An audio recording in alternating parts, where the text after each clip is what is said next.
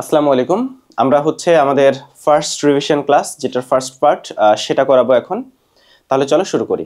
আমরা ফার্স্টে প্রাণী জগতের বিভিন্নতর শ্রেণীবিন্যাস যে অধ্যায়টা ফার্স্ট অধ্যায়, এটার প্রথম যে মেজর পর্বগুলা, এই পর্বগুলার বৈশিষ্ট্য নিয়ে প্যারা খাই নাই এমন মানুষ সম্ভবত একজনও নাই। এবং সেই প্যারার মেইন রিজন হচ্ছে এই চ্যাপ্টারটা আসলে গোছানো না। এই চ্যাপ্টারটা নিয়ে খুবই ঝামেলা হয়, যার জন্য আমি পুরাপুরি সব বৈশিষ্ট্যগুলা মেজর 8টা পর্বের সব বৈশিষ্ট্যগুলো একটা চার্টে নিয়ে আসার চেষ্টা করছি। এবং এই চার্টটা যারা মোটামুটি এখন পড়াশোনা অনেক সহজ, এখন একটু তোমাকে সামান্য সময় দিতে হবে, আমি বুঝাই দিচ্ছি সবকিছু, তাহলে তোমার এই চার্টটা পড়তে অনেক বেশি ইজি হবে। চলো শুরু করি। আমাদের প্রথম পর্ব পরিফেরা, এই 8 নাম্বার পর্ব হচ্ছে একাইনোডার্মাটা। এখানে পর্বগুলো একটার পর একটা তোমাকে জানতে হবে এবং এই পর্বগুলো কিন্তু উন্নত থেকে উন্নতির দিকে সাজানো হয়েছে। এখানে সবচেয়ে উন্নত পর্ব পরিফেরা, সবচেয়ে উন্নত পর্ব হচ্ছে একাইনোডার্মাটা। খেয়াল করো, পোর মানে ছিদ্র, স্পঞ্জ বা ছিদ্রালো প্রাণী, এই ছিদ্রের নাম অস্টিয়া। 2 নাম্বার পর্ব নিডারিয়া, নিডারিয়া হচ্ছে হাইড্রা। প্রথমে তোমাকে প্রত্যেকটা পর্বের একেবারে সবচেয়ে বিখ্যাত বা গুরুত্বপূর্ণ যে নামগুলা, সেই উদাহরণগুলা সেইগুলা জানতে হবে। যেমন পরিফেরা মানেই তোমার স্পঞ্জ নামটা আসবে, নিডারিয়া মানেই তোমার মাথায় হাইড্রা জেলিফিশের নাম আসবে, প্লাটিহেলমিনথেস নেমাটোডা দুইটাই কৃমি, এটা চ্যাপ্টা কৃমি, এটা সুতা কৃমি। মলাস্কা নাম আসলেই তোমার শামুক ঝিনুকের নাম আসবে। অ্যানেলিডা আসলেই তোমার কেঁচো জোকের নাম মনে আসবে, আর্থ্রোপোডা চিংড়ি কাঁকড়া, আর একাইনোডার্মাটা হচ্ছে সমুদ্র তারা। এই নামগুলো সবার আগে তোমার মাথায় থাকতে হবে। এখন চলে আসো, অস্টিয়া নামক ছিদ্রযুক্ত নিডারিয়া পর্বের প্রাণীদের সমুদ্রের ফুল বলা হয় এবং এরা সাধারণত সমুদ্রের যে প্রবাল প্রাচীর সেখানে থাকে এবং ওই প্রবাল প্রাচীর থাকার কারণে ওইটাকে রেইন ফরেস্ট বলে। ফলে নিডারিয়া পর্বের প্রাণীদের ক্ষেত্রে রেইন ফরেস্ট শব্দটা পরিচিত। এবং নিডারিয়া পর্বের প্রাণীরা হচ্ছে হাইড্রা, হাইড্রার যা বৈশিষ্ট্য আছে নেমাটোসিস্ট, নিডোসাইট, মেসোগ্লিয়া, সেগুলো নিডারিয়া পর্বের প্রাণীদেরও বৈশিষ্ট্য। 3 আর 4 একটু প্যাচ লাগে, 3 আর 4 দুইজনই কিন্তু কৃমি। 3 হচ্ছে ফিতা বা চ্যাপ্টা কৃমি, সুতা বা গোল কৃমি। তোমরা জানো যে নর্মালি ফিতাগুলা চ্যাপ্টা হয় আর সুতা গোলি হয়। তাহলে এই যে কৃমি। তারপর একটু চলে আসো 5 আর 7 নাম্বার পর্বের ক্ষেত্রে একটু বলি, এদের আবার মিল আছে, যেমন দুইটাই অনেক প্রাণী জগতের সবচেয়ে বড় পর্ব। 7 নাম্বার পর্ব হচ্ছে বৃহত্তম পর্ব, 5 নাম্বার পর্ব হচ্ছে দ্বিতীয় বৃহত্তম পর্ব। দ্বিতীয়ত দুইজনেরই কিন্তু যেমন হিমোসিল আছে দুইজনেরই। তাহলে 5 নাম্বার পর্বকে বলা হয় কম্বোজ প্রাণী, 7 নাম্বার পর্বকে বলা হয় আর্থ্রোপোডা বা সন্ধিপদী প্রাণী, অর্থাৎ সন্ধিপদী মানে হচ্ছে পায়ে জয়েন্ট আছে। তাহলে কম্বোজ এবং সন্ধিপদী। আর 6 নাম্বার পর্ব হচ্ছে রিংওয়ার্ম বা অঙ্গুরিমাল। এরপরে 8 নাম্বার প্রাণী একাইনোস মানে কাটা, ফলে এরা কণ্টকত্বক প্রাণী।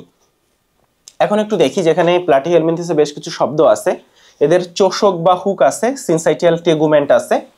আর নেমাটোডা পর্বের প্রাণী যারা তারা কিন্তু অখণ্ডকায়িত, তারা কিন্তু ভাইয়া অখণ্ডকায়িত। মলাস্কা যারা তারাও অখণ্ডকায়িত, তবে এখানে ইন্টারেস্টিং হচ্ছে 6 নাম্বার পর্বের আছে প্রকৃত খণ্ডকায়ন। তাহলে খেয়াল করো, 4, 5 অখণ্ডকায়িত, 6 নাম্বার পর্বের কিন্তু প্রকৃত খণ্ডকায়ন আছে। এখানে চলে আসো, আর্থ্রোপোডা পর্বের প্রাণীদের দেখে ট্যাগমাটাইজেশন দেখা যায়, অর্থাৎ অঞ্চলায়ন দেখা যায়, এদের দেহকে কয়েকটা অঞ্চলে ভাগ করা হয়। মেটামরফোসিস দেখা যায়। একাইনোডার্মাটার ক্ষেত্রে চলে আসো, সম্পূর্ণ সামুদ্রিক এরা, অর্থাৎ এর আগে যারা ছিল অনেকেই সামুদ্রিক আছে কিন্তু সম্পূর্ণ সামুদ্রিক কেউ না। সম্পূর্ণ সামুদ্রিক হচ্ছে একাইনোডার্মাটা এবং এদের কোনো পরজীবী নাই। সমুদ্রে আসলে কারো উপর নির্ভর করে বেঁচে থাকবে, সমুদ্রে যারা থাকে তারা অনেক বেশি কি বলা যায় স্বাধীন চেতা হয়। তাহলে এরা সামুদ্রিক এবং এদের কোনো পরজীবী নেই। এরপরে আমরা সংগঠন ক্রমমাত্রা দেখতে চাই, এই ব্যাপারে আমাদের আইডিয়া আছে যে তুমি জানো যে নিচের দিকের পর্বের প্রাণীগুলা হচ্ছে মানে অনুন্নত, ফলে এরা শুধুমাত্র কোষ দিয়ে তৈরি। আর একটু উন্নত হলে তাদের কোষ থেকে তোমরা জানো টিস্যু তৈরি হয়, টিস্যু থেকে অঙ্গ তৈরি হয়, অঙ্গ কয়েকটা অঙ্গ মিলে একটা তন্ত্র তৈরি করে, হ্যাঁ, আর তন্ত্রগুলা মিলেই একটা বডি। ফলে যদি কোনো প্রাণীর দেহে শুধু কোষ থাকে বুঝতে হবে তারা অনেক অনুন্নত। যদি টিস্যু তৈরি হয় আরেকটু উন্নত, অঙ্গ তৈরি হয় আরেকটু উন্নত, আর তন্ত্র তৈরি হয় সবচেয়ে উন্নত। তো এদের পরিফেরার হচ্ছে শুধুমাত্র কোষ আছে, নিডারিয়ার টিস্যু হয়েছে, প্লাটিহেলমিনথেসের অঙ্গ হয়েছে, আর নেমাটোডা থেকে বাকি যারা তাদের সবার তন্ত্র আছে। ঠিক আছে। আচ্ছা, ভ্রূণের যে স্তর, তো ভ্রূণের স্তরের ক্ষেত্রে 2 নাম্বার পর্ব দ্বিস্তরী, বাকি সবাই ত্রিস্তরী। পড়া শেষ। প্রতিসাম্যতার ক্ষেত্রে একটু খেয়াল করো, প্রতিসাম্যতার ক্ষেত্রে 2 নাম্বার পর্ব অরীয় আর 8 নাম্বার পর্ব হচ্ছে পঞ্চ অরীয়, বাকি সবাই দ্বিপার্শ্বীয়। 2 নাম্বার পর্ব অরীয়, 8 নাম্বার পর্ব পঞ্চ অরীয়, বাকি সবাই দ্বিপার্শ্বীয়। তবে খেয়াল করো 5 নাম্বার পর্বের ক্ষেত্রে একটা কথা আছে, গ্যাস্ট্রোপোডা ব্যতীত। গ্যাস্ট্রোপোডা কোনটা? শামুক বা আপেল শামুক। তাহলে 5 নাম্বার পর্বের মানে 3 থেকে 7 নাম্বার পর্ব সবাই দ্বিপার্শ্বীয়, তবে পাশের যারা ওইখানে শামুকটা ব্যতিক্রম। ক্লিয়ার? শামুক মানে হচ্ছে গ্যাস্ট্রোপোডা। আচ্ছা, তাহলে 2 হচ্ছে অরিও, একাইনোডার্মাটা পঞ্চ অরিও। তবে একাইনোডার্মাটার ক্ষেত্রে আরেকটু কথা আছে, ওরা কিন্তু ভাইয়া লার্ভা দশায় দ্বিপার্শ্বীয়, ফলে ওরা পঞ্চ অরিও, ঠিক আছে, পঞ্চ অরিও অরিওর একটা ভাগ, মানে পঞ্চ অরিও, দ্বি অরিও, এরা সবাই অরিওই অ্যাকচুয়ালি। তো পঞ্চ অরিও আর লার্ভা দশায় কিন্তু আবার দ্বিপার্শ্বীয়, ফলে আমরা এইটা বুঝতে পারলাম। আর সিলোমের যে জায়গাটা, তোমরা জানো যে সিলোম যদি থাকে সেটা একটা উন্নত বৈশিষ্ট্য, ফলে এইদিকে যারা, শেষের দিকে যারা, তাদের সিলোম আছে, আর প্রথম দিকে যারা, তাদের সিলোম নাই। আর এর ভিতর মাঝে একজন আছে, তার ভন্ড সিলোম আছে, সিউডোসিলোম। আচ্ছা, তাহলে এ মানে হচ্ছে না, তাহলে প্রথম 3 জনের সিলোম নাই, 4 নম্বরের সিউডোসিলোম আছে। এই জন্য আমি যেভাবে বলতেছি যে 4 নম্বরের সিউডোসিলোম, এখন তুমি 4 নম্বর পর্বের নামই ভুলে যাও তাহলে সমস্যা। তাহলে তোমাকে সবার আগে শিখতে হবে যে কোন নাম্বার পর্বের প্রাণী কোনটা। তাহলে প্রথম 3টা হচ্ছে সিলোম নাই, অ্যাসিলোমেট, 4 নম্বর পর্ব হচ্ছে সিউডোসিলোম, আর বাকি সবাই ইউসিলোমেট, ইউ মানে প্রকৃত সিলোম। আচ্ছা, লার্ভা দশা যেগুলো, লার্ভা দশা সবগুলো খুবই ইম্পর্টেন্ট। লার্ভা দশা থেকে বারবার প্রশ্ন হয়, লার্ভা দশা একেবারে ছোটস্থ করে ফেলবে, লার্ভা দশা কিচ্ছু ভুল করা যাবে না। রক্ত এবং একসাথে সাজাই দিচ্ছি, নর্মালি দেখা যায় যে তুমি শিখো আরো পেঁচায় ফেলো, তো যার জন্য একসাথে সাজাই দিছি, এখন ইনশাআল্লাহ আর পেঁচায় ফেলবা না। আচ্ছা, রক্ত সংবহন তন্ত্রের ক্ষেত্রে চলে আসো। রক্ত সংবহন তন্ত্রের ক্ষেত্রে মনে রাখবা 5-7, 5 আর 7 হচ্ছে মুক্ত, 6 আর 9 হচ্ছে বদ্ধ। তাহলে এভাবে মনে রাখো, 57 মুক্ত, 69 বদ্ধ। আচ্ছা, আমরা কিন্তু 9 নম্বর পর্বে কর্ডাটায়, 9 নম্বর পর্ব বদ্ধ রক্ত সংবহন তন্ত্র, 6 নম্বর পর্ব অর্থাৎ অ্যানিলিডার হচ্ছে বদ্ধ রক্ত সংবহন তন্ত্র। আর 5 আর 7 মুক্ত, তো 5এরটা শুধু মুক্ত না, অর্ধ মুক্ত, আর 7 মুক্ত, এই যে মুক্ত। তাহলে 5 আর 7 মুক্ত, 6 আর 9 বদ্ধ। তাহলে আমাদের রক্ত সংবহন তন্ত্র শেষ। রেচনটা মারাত্মক ইম্পর্টেন্ট, সম্ভবত এখানে সবচেয়ে ইম্পর্টেন্ট টপিক, যে প্লাটিহেলমিনথেসের রেচনাঙ্গ যে শিখা কোষ, অ্যানিলিডার নেফ্রিডিয়া আর ম্যালপিজিয়ান নালিকা আর্থ্রোপোডার, আর একাইনোডার্মাটার রেচনতন্ত্র অঙ্গ নাই। এই জিনিস যে কি লেভেলের ইম্পর্টেন্ট তোমরা বিভিন্ন সময় দেখছো। প্যাচটা কই লাগে? আর্থ্রোপোডার, ম্যালপিজিয়ান নালিকা আর কিডনি যখন পড়বা তখন দেখবা যে আমাদের ওইখানে আছে ম্যালপিজিয়ান বডি, রেনাল কর্পাজল, তাই না? মানে রেনাল কর্পাজল বা ম্যালপিজিয়ান বডি, ম্যালপিজিয়ান নালিকা কিন্তু নাই, মানুষে ম্যালপিজিয়ান নালিকা নাই। তাহলে ম্যালপিজিয়ান নালিকা হচ্ছে ঘাস ফড়িং এর, মানে আর্থ্রোপোডার। আচ্ছা, পরিপাকতন্ত্রের ক্ষেত্রে একটু চলে আসো। পরিপাকতন্ত্রে দেখো, ব্যাপারটা হচ্ছে যত এদিকে যাবে তত উন্নত হবে। যেমন ধরো এর পরিপাকতন্ত্র সিলেন্টেরন খুবই অনুন্নত, পুরা জিনিসটাই হচ্ছে একটাই মাত্র গহ্বর, ঠিক আছে? তাহলে এর হচ্ছে সিলেন্টেরন, প্যাচটা কোথায় লাগে দেখো, যে এখানে যারা আছে তাদের কিন্তু সিলোম আছে, এখানে যারা আছে তাদের কি আছে? সিলোম। আর 2 নম্বর পর্বের আছে সিলেন্টেরন। সিলোম আর সিলেন্টেরন ডিফারেন্সটা কিন্তু খুব ইম্পর্টেন্ট। এখন চলে আসো প্লাটিহেলমিনথেসের ক্ষেত্রে, এটা আমরা দেখতেছি অসম্পূর্ণ, মানে এদিকে যত যাবে তত উন্নত হবে। যেমন এর দেখো পুষ্টিতন্ত্রটা সম্পূর্ণ, কিন্তু এখানে দেখো টিউব উইদিন এ টিউব, প্যাচানো ইউ আকৃতির নলাকার, তাহলে এদিকে চলে যাচ্ছে। এখন চলে আসো আমরা শ্বসনতন্ত্র দেখবো। তো এখানে লিখো ত্বক। তো অ্যানিলিডার ক্ষেত্রে মোটামুটি এরা যেমন কেঁচো ত্বকের মাধ্যমে শ্বাস প্রশ্বাস নেয়। আর এখানে আমরা যেটা দেখতে পাচ্ছি যে পাশের ফুলকা বা ম্যান্টল, এটা খুব ইম্পর্টেন্ট। ম্যান্টলটা আসলে মলাস্কা পর্বের বহি আবরণ, যেটা দিয়ে ওরা শ্বাস প্রশ্বাস নেয়, ফুলকা বা ম্যান্টল। আর কেঁচো ত্বকের মাধ্যমে, আর এখানে দেখবা যে ট্রাকিয়া, ফুলকা, ত্বকীয় ফুলকা, নালিকা পদ। তাহলে এই জায়গাগুলো আমরা খেয়াল করব। তো এখানে এই যে ফুলকাটা খুব সবচেয়ে বেশি ইম্পর্টেন্ট। বহি আবরণটা ইম্পর্টেন্ট কেন আমি তোমাকে একটু বলি, খেয়াল করো। বেশিরভাগ ক্ষেত্রে তুমি কিউটিকল দেখতেছো, তবে মলাস্কার ক্ষেত্রে ম্যান্টল আর আর্থ্রোপোডার ক্ষেত্রে হচ্ছে কাইটিন। তাহলে মলাস্কার ক্ষেত্রে ম্যান্টল, আর্থ্রোপোডার ক্ষেত্রে কাইটিন, এই দুইটা ভুল করা যাবে না, ঠিক আছে? মলাস্কার ক্ষেত্রে ম্যান্টল, এবং তুমি জানো যে আর্থ্রোপোডা হচ্ছে প্রাণী জগতের সবচেয়ে বড় পর্ব, আর কাইটিন হচ্ছে পৃথিবীতে থাকা সবচেয়ে বেশি পরিমাণে যে দ্রব্যগুলো আছে সেই দ্রব্যগুলোর একটা। তাহলে মজা না জিনিসটা? তাহলে দেখো মলাস্কা হচ্ছে ম্যান্টল, আর আর্থ্রোপোডা সেটা হচ্ছে আমাদের কাইটিন, আর বাকিগুলা কিউটিকল। তবে কিউটিকলে একটু পার্থক্য আছে, তুমি একটু খেয়াল করো। প্লাটিহেলমিনথেস হচ্ছে সিলিয়াযুক্ত কিউটিকল, নেমাটোডাতে ইলাস্টিন নির্মিত কিউটিকল, আর অ্যানিলিডাতে শুধু কিউটিকল। তাহলে ম্যান্টল কাইটিন আলাদাভাবে পড়বা, ম্যান্টল। আর কাইটিন তো 7 নম্বর পর্ব, এটা আমরা অনেকেই জানি যে কাইটিন ছত্রাকের কোষ প্রাচীর, আর আর্থ্রোপোডাতে কাইটিন থাকে বহিকঙ্কালে। এই দুইটা কোনোভাবেই ভুল করা যাবে না। আর হচ্ছে এখানে ইলাস্টিন নির্মিত কিউটিকল 4-এ আর 3-এ হচ্ছে সিলিয়াযুক্ত কিউটিকল, 3 আর 4 দুইজনই হচ্ছে কৃমি। আচ্ছা, এরপরে চলে আসো, আমরা নেক্সটে যাব, এটা হচ্ছে জনন।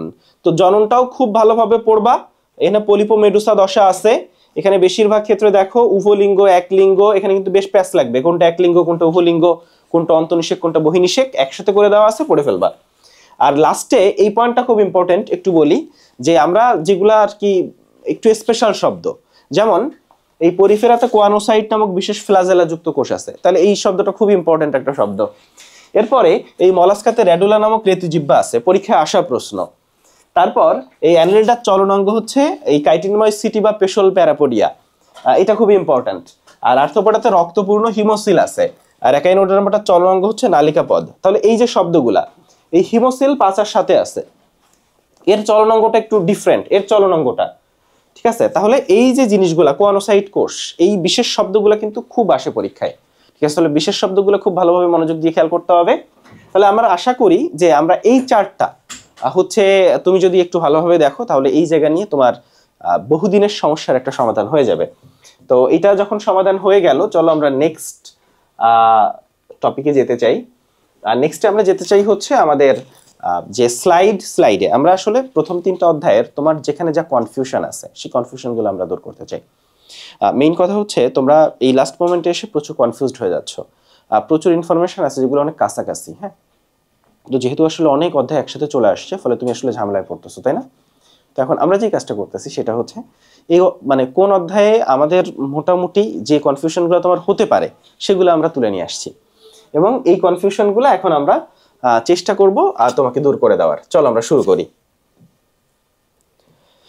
দেখো, প্রথমেই হচ্ছে আমরা ফার্স্ট স্লাইডে আসি, প্রতিসাম্যতা। তো প্রতিসাম্যতা তোমার বইয়ের ফার্স্টে আছে, প্রথম অধ্যায়ের। আবার মেজর পর্বগুলোর ভিতরেও কার প্রতিসাম্যতা কি লেখা আছে। এখন সমস্যা হচ্ছে কি, এই দুইটা যদি তুমি এক করে না পড়ো তাহলে তুমি আসলে এটা পারবা না। যদি একটু প্রশ্ন ঘোরাই করে তাহলে তুমি বিপদে পড়ে যাবে। তো আমি দুইটা এক করে পড়াচ্ছি। দেখো, 1 নাম্বার পর্ব হচ্ছে মানে আচ্ছা, এখানে আসলে একটু উল্টা হবে ব্যাপারটা, হচ্ছে প্রতিসাম্যতা অপ্রতিসাম্য কারা, 1 নাম্বার পর্বের যারা। তাহলে 1 নাম্বার পর্বের কি স্পন্স, তাহলে 1 নাম্বার পর্বের যারা তারা অপ্রতিসাম্য, এটা নিয়ে কোনো সন্দেহ নাই। আর তোমার মনে আছে 5 নাম্বার পর্বে আমরা পড়ে আসছিলাম যে 5 নাম্বার পর্ব দ্বিপার্শ্বীয় প্রতিসম, কিন্তু গ্যাস্ট্রোপোডা ব্যতীত, মানে ওই আপেল শামুক ব্যতীত। তাইলে গ্যাস্ট্রোপোডা বা আপেল শামুকটা হচ্ছে অপ্রতিসাম্য। তাহলে অপ্রতিসাম্য কারা, 1 নাম্বার পর্ব আর শামুক, শেষ। চলে আসো অরীয় প্রতিসাম্য কারা, 2 নাম্বার পর্ব। 2 নাম্বার পর্বের হাইড্রা জেলিফিশ সবচেয়ে বিখ্যাত, 2 নাম্বার পর্ব অরীয় প্রতিসাম্য। আরো সি অ্যানিমন আছে। 3 থেকে 7 নাম্বার পর্ব দ্বিপার্শ্বীয় প্রতিসম, তুমি অলরেডি জানো 3 থেকে 7 নাম্বার পর্ব দ্বিপার্শ্বীয় প্রতিসম। তবে 5 নাম্বার পর্বের গ্যাস্ট্রোপোডাটা অপ্রতিসাম্য। তবে এখানে আরো একটা কথা আছে, দ্বিপার্শ্বীয় প্রতিসাম্যের যে উদাহরণগুলা কাদের বলো তো, এই যে প্রজাপতি, ব্যাঙ, মানুষ, এরা সবাই কিন্তু 9 নাম্বার পর্বের। তাহলে 9 নাম্বার পর্ব দ্বিপার্শ্বীয় প্রতিসম, মানুষ দ্বিপার্শ্বীয় প্রতিসম। এখন চলে আসো পঞ্চঅরীয় প্রতিসাম্য কারা, 8 নাম্বার পর্বের এরা হচ্ছে পঞ্চঅরীয় প্রতিসাম্য। তবে এরা কিন্তু লার্ভা দশায় দ্বিপার্শ্বীয় প্রতিসম। আর এর বাইরে গোলীয় আর দ্বিঅরীয়। একটু চলে আসো গোলীয় যারা, গোলীয় গোল, তো ও গোল না, ওল, দেখো এদের সবার নামের সাথে ও আছে, ভলভক্স ও, রেডিও, হেলিও ও আছে। ও যেমন গোল, গোলীয়, ফলে গোলীয় নামের সাথে যারা উদাহরণ তাদের নামের সাথে ও থাকবে। চলে আসো দ্বিঅরীয়, অরীয়, দুইটা সি আছে এখানে, দুইটা সি, টিনোফোরা, সিওলোপ্লানা, এখানে দুইটা সি আছে, টিনোফোরা আর একটা হচ্ছে সিওলোপ্লানা। এখন চলে আসো আমরা একটু খণ্ডকায়নটা দেখতে চাই। খণ্ডকায়নটা নিয়ে প্যাচ লাগে, এটা আমরা একটু সাজাই গোছাই নিয়ে আসছি। তো একটু চলে আসো, প্রকৃত খণ্ডকায়ন দেখবা 6 নাম্বার পর্বে। কত নাম্বার পর্বে, 6 নাম্বার পর্বে। অপ্রকৃত খণ্ডকায়ন দেখবা ফিতাকৃমিতে, সেস্টোডে। আর খণ্ডকায়িত এইটা হচ্ছে 4-5-8, সরি অখণ্ডকায়িত। তাইলে অখণ্ডকায়িত হচ্ছে 4-5-8, অখণ্ডকায়িত কোনগুলা, 4-5-8, 4-5-8। আর অপ্রকৃত খণ্ডকায়ন ফিতাকৃমি, প্রকৃত খণ্ডকায়ন কেঁচুযোগ। ক্লিয়ার? আচ্ছা, চলে আসো আমরা এই জায়গাগুলোতে চলে আসি। তোমাদের প্রায় কোশ্চেন থাকে, ভাইয়া বৈজ্ঞানিক নাম কি পড়া লাগবে, কি করব? তো প্রথম পয়েন্ট যে তুমি প্রত্যেকটা মেজর পর্বের বিখ্যাত যে প্রাণীগুলো আছে তাদের নামগুলা পড়বা, বাংলা নাম এর কথা বলতেছি। যেমন স্পঞ্জে বিখ্যাত কিছু নাই। 2 নাম্বার পর্ব হাইড্রা জেলিফিশ, 3 আর 4 নাম্বার পর্বের সব বাংলা নাম পড়বা। ক্লিয়ার? 5 নাম্বার পর্বে তোমার আছে হচ্ছে শিমুক ঝমুক অক্টোপাস, আর কিছু নাই। 6 নাম্বার পর্বে কেঁচোজোক, হ্যাঁ আর লাগবে না। 7 নাম্বার পর্বে চিংড়ি কাঁকড়া ঘাস ফড়িং, ওকে চলতেছে। হ্যাঁ 7 নাম্বার পর্বে আরো আছে কিন্তু বেশ কিছু, ওই যে মশা টশা অনেক কিছু আছে। তো 7 নাম্বার পর্বটা তুমি ডিটেইলসে পড়বা। 7 নাম্বার পর্বটা বাংলা নামগুলা পড়বা। আর 8 নাম্বার পর্ব নামের সাথে অবশ্যই সমুদ্র থাকবে, যেমন সমুদ্র তারা, সমুদ্র শশা, নামের সাথে সমুদ্র থাকবে। এখন বাংলা নামগুলা কোনটা কি পড়বা বুঝছো, এখন আসো বৈজ্ঞানিক নাম কোনটার পড়বা। সবচেয়ে বিখ্যাত যারা তারা, যেমন হাইড্রা জেলিফিশ বিখ্যাত, পর্বতিনের বিখ্যাত কিছু কৃমি আছে, তবে পর্বচারে ম্যাক্সিমাম কৃমি কিন্তু মোটামুটি ফেমাস, ফলে এদের বৈজ্ঞানিক নামগুলো পড়তে হবে। 5 নম্বর পর্বে তোমাকে ঝিনুক শামুক অক্টোপাসের বৈজ্ঞানিক নাম, 6 নম্বর পর্বে কেঁচোজোকের বৈজ্ঞানিক নাম, 7 নম্বর পর্বে যারা আছে তারা বিখ্যাত, ফলে তাদের বৈজ্ঞানিক নামগুলা। 8 নম্বর পর্বে বিখ্যাত কেউ নাই। তাহলে আবারও বলি, ফার্স্টে হচ্ছে বাংলা নাম একটু বেশি পড়বা, আর ইংরেজি নামের ক্ষেত্রে, বৈজ্ঞানিক নামের ক্ষেত্রে তুমি সবচেয়ে বিখ্যাত যারা তাদের নামগুলা পড়বা, যেই নামগুলা তুমি ঘুরে ফিরে বিভিন্ন সময় দেখো। আচ্ছা, এখন আসো আমরা ইউরোকর্ডাটা দেখি। এখন আমরা আসলে একটু এই যে ইউরোকর্ডাটা, সিফালোকর্ডাটা, অর্থাৎ কর্ডাটার ভাগে চলে আসছে। কর্ডাটাকে কিন্তু 3টা ভাগে ভাগ করা যায়। হ্যাঁ, তো তার ভিতর ইউরোকর্ডাটা, সেফালোকর্ডাটা, আর একটা আছে ভার্টিব্রাটা। তো ইউরোকর্ডাটার ক্ষেত্রে তোমার অনেক ইনফরমেশন আছে, তবে সবচেয়ে ইম্পর্টেন্ট ইনফরমেশন কিন্তু 4টা। এদেরকে সাগর ফোয়ারা বলে, এদের দেহে প্রতীপ রূপান্তর বা রেট্রোগ্রেসিভ মেটামরফোসিস দেখা যায়, এদের রিভার্স পেরিস্টালসিস দেখা যায়, আর ট্যাডপোল লার্ভা দশা, এই লার্ভা দশাতে দেখা যায়। তবে এখানে লার্ভা দশা নিয়ে এর আগে আমরা 8টা মেজর পর্বে লার্ভা দশা দেখে আসছি, কিন্তু লার্ভা দশা এখনো শেষ হয় নাই। লার্ভা দশা আসলে আরো আছে, তাহলে চলো আমরা বাকি লার্ভা দশাগুলো দেখি। তো ইউরোকর্ডাটা দেখতেছি ট্যাডপোল লার্ভা দশা, তবে অ্যামফিবিয়া আছে না উভচর, যেমন ব্যাং, এই উভচর যারা, তাদেরও কিন্তু ট্যাডপোল লার্ভা দশা। আর একটা আছে পেট্রোমাইজন্টিডা, এই পেট্রোমাইজন্টিডার ক্ষেত্রে আছে হচ্ছে অ্যামোসিট লার্ভা দশা, আর পেট্রোমাইজন্টিডার ক্ষেত্রে রয়েছে অ্যামোসিট লার্ভা দশা। আচ্ছা, নেক্সট ক্লাসে চলে আসো, আমরা সেফালোকর্ডাটা দেখতে চাই। সেফালোকর্ডাটা বেশ কিছু নাম আছে, ভল্লাকার প্রাণী, বল্লমাকার প্রাণী, ল্যান্সিওলেটস। আচ্ছা, তো এই নামগুলো আমরা ফার্স্টে জানবো। এদের ওরাল হুড বা ওরাল সিরি আছে, ওরাল মানে মুখ, আর হুড মানে একটু ঢাকনা টাইপের। এরপর মায়োটাম পেশি আছে এবং ফুলকা অ্যাট্রিয়ামে উন্মুক্ত। খেয়াল করো, অ্যাট্রিয়াম কিন্তু শুধুমাত্র আমাদের বডিতে থাকে এমন না, আরো অনেক জায়গায় তুমি অ্যাট্রিয়াম দেখবা, তবে এখানেও তুমি দেখতেছো ফুলকা অ্যাট্রিয়ামে উন্মুক্ত।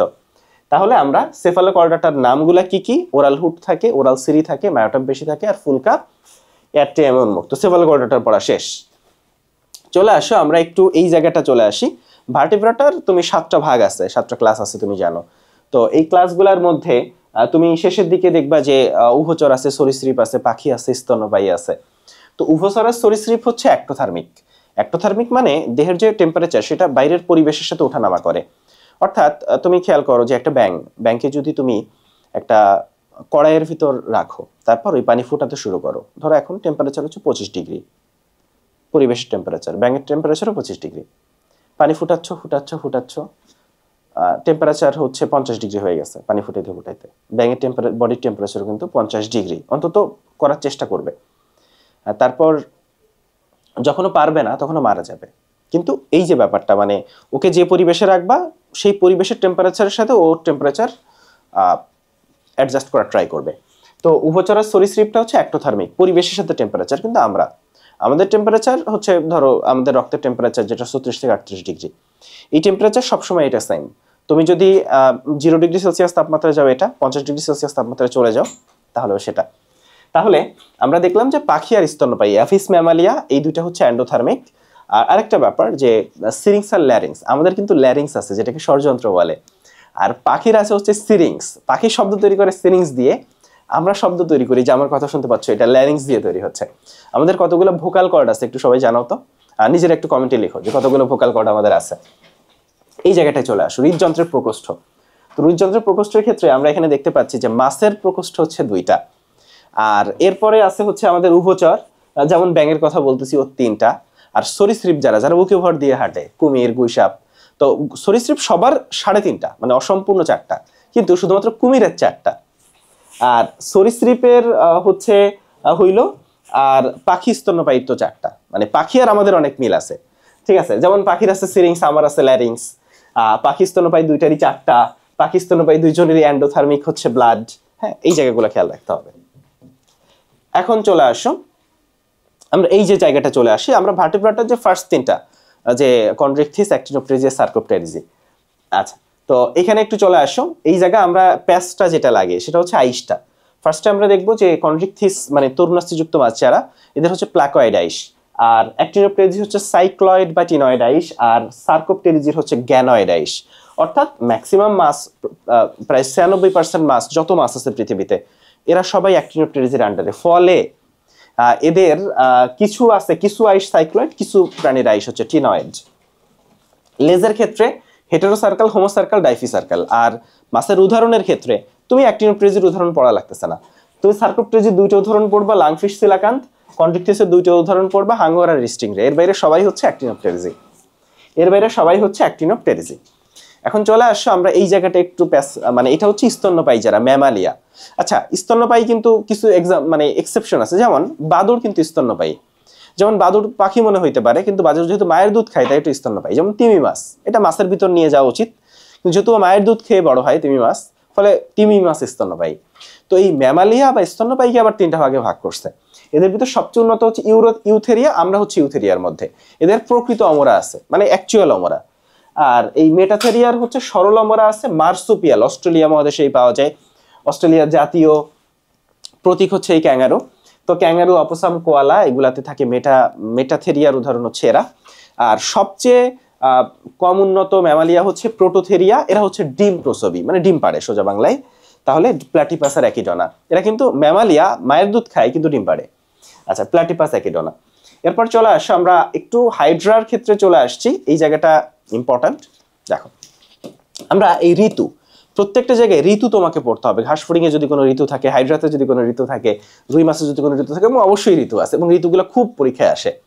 তাহলে একটু চলে আসো, হাইড্রার মুকুল তৈরি হয় গরমে, গ্রীষ্মে। তাহলে মুকুল তৈরি হয় গরমে। জননাঙ্গ তৈরি হয় শরৎ, হেমন্তে আর শীতকালে। এখানে একটু ব্যাপারটা বলি যে যদি জোড়ায় জোড়ায় আসে, শরৎ, হেমন্ত, শীত, বসন্ত, তখন তুমি শরৎ, হেমন্ত দাগাবা। মানে বইয়ের এক জায়গায় লেখা আছে শরৎ, হেমন্ত, আর এক জায়গায় লেখা আছে শীতকাল। আচ্ছা, তো শরৎ, হেমন্ত বা শীতকালে। আর হাইড্রুলা সৃষ্টি হয়, হাইড্রুলা মানে বাচ্চা হাইড্রা, তো খুবই কিউট একটা ব্যাপার। এটা বসন্ত, ওই যে বসন্ত বাতাসে অনেক রোমান্টিক হয়ে যায় না মানুষ, তো তখন এরকম বাচ্চা একটা হাইড্রা চলে আসে। আর জননাঙ্গ সৃষ্টি হয় শরৎ, হেমন্ত, শীত, লম্বা একটা সময় জুড়ে। আর মুকুল হচ্ছে গ্রীষ্মে। তাহলে মুকুল হচ্ছে গ্রীষ্মে। এখন হাইড্রুলা আর স্টেরিওগ্যাস্ট্রুলা একটা ডিফারেন্স আছে। এটা একটা হাইড্রা, ওর সাথে যে মুকুলটা ওইটা হচ্ছে স্টেরিওগ্যাস্ট্রুলা, মানে যেটা এখনো মাতৃদেহ থেকে আলাদা হয় নাই। আর মাতৃদেহ থেকে আলাদা হওয়ার পরই ওর নাম হাইড্রুলা। মানে মাতৃদেহ থেকে আলাদা হাইড্রাটা হচ্ছে হাইড্রুলা, আর মাতৃদেহ থেকে আলাদা না যেইটা, সেইটা হচ্ছে স্টেরিওগ্যাস্ট্রুলা, সেটা হচ্ছে স্টেরিওগ্যাস্ট্রুলা। আচ্ছা, হাইড্রার খাদ্যটা একটু চলো দেখি। হাইড্রার খাদ্যের ক্ষেত্রে একটু প্যাচ লাগে। প্রথমে একটা শব্দ একটু বলি, এটা হচ্ছে গ্লুটাথিয়ন যুক্ত প্রাণী। তো গ্লুটাথিয়ন কি ভাইয়া? গ্লুটাথিয়ন হচ্ছে একটা কেমিক্যাল টাইপের জিনিস, যেটা আসলে যে প্রাণীদের দেহে থাকে হাইড্রা শুধু তাদেরই খায়। যে প্রাণীদের দেহে গ্লুটাথিয়ন থাকে হাইড্রা শুধু তাদেরই খায়। মজা না জিনিসটা? তাহলে এই গ্লুটাথিয়ন যুক্ত তো কাদের দেহে থাকে? প্রথমত হাইড্রার প্রধান খাদ্য কিন্তু ক্রাস্টাসীয় সন্ধিপদী। সন্ধিপদী মানে কি? আর্থ্রোপোডা পর্বের প্রাণী, 7 নাম্বার পর্ব। তো এরা শুধুমাত্র 7 নাম্বার খায় এমন না, আরো অনেক পর্ব খায়, যেমন পতঙ্গের লার্ভা, ছোট ছোট কৃমি, অ্যানিলিড মানে 6 নাম্বার পর্ব, মাছের ডিম খায়। আর এই সাইক্লপস, ড্যাফনিয়া, এগুলা কিন্তু এই ক্রাস্টেসীয় সন্ধিপদী, মানে এইটাই হচ্ছে প্রধান খাদ্য, এই সাইক্লপস, ড্যাফনিয়া, আর্থ্রোপোডেরা। ঠিক আছে? আর গ্লুটাথিয়ন যুক্ত প্রাণী মানে সব যা খাবে সবার দেহে গ্লুটাথিয়ন থাকতে হবে, সবার দেহে হচ্ছে গ্লুটাথিয়ন থাকতে হবে। এখন আসো মেসোগ্লিয়ার বৈশিষ্ট্য। তো এইটা আসলে এক জায়গায় সাজানো নাই, ফলে একটু প্যাচ লাগে। মেসোগ্লিয়া, গ্লু মানে আঠা। তো এটা একটা আঠা। হাইড্রার যে দুইটা লেয়ার, এপিডার্মিস এবং গ্যাস্ট্রোডার্মিস, এই দুইটা লেয়ারকে কানেক্ট করে। এটা একটা অকোষীয় স্তর, এখানে কোনো কোষ নাই। প্রথম পয়েন্ট হচ্ছে এখানে কোনো কোষ নাই, এটা জাস্ট দুইটা যে স্তর, এই দুইটাকে সংযোগ করছে, এবং এটা স্থিতিস্থাপক একটা স্তর, যেহেতু আঠার মতো একটা জিনিস, স্থিতিস্থাপক। এটা খুবই কম পুরু, এটা কিন্তু 0.1 মাইক্রোমিটার পুরু, মিলিমিটার, সেন্টিমিটার না। জেলির মতো স্বচ্ছ, স্থিতিস্থাপক জেলির মতো স্বচ্ছ। আর কোর্সিকাতে পাতলা, পাদচাকতিতে পুরু। এটা কোর্সিকাতে পাতলা, পাদচাকতিতে এটা পুরু। কোর্সিকাতে পাতলা, পাদচাকতিতে এটা পুরু। এখন চলে আসো আমরা এপিডার্মিসের কোষগুলা দেখতে চাই। এপিডার্মিসের কোষগুলার ক্ষেত্রে খেয়াল করো ভাইয়া, এখানে আমরা দেখতে পাচ্ছি যে আচ্ছা এখানে আসলে একটু বলি যে এপিডার্মিসের কোষগুলো নিয়ে প্যাচ লাগে, তাই তো? তো এপিডার্মিসের কোষগুলোর ক্ষেত্রে কোথায় বেশি থাকে কোথায় কম থাকে সেটা একটু আমি একসাথে করে দিচ্ছি। সেটা হচ্ছে সংবেদী কোষ কোর্সিকা হাইপোস্টোম পাদচাকতিতে বেশি থাকে, গ্রন্থি কোষ মুখছিদ্রের চারদিকে পাদচাকতিতে বেশি থাকে।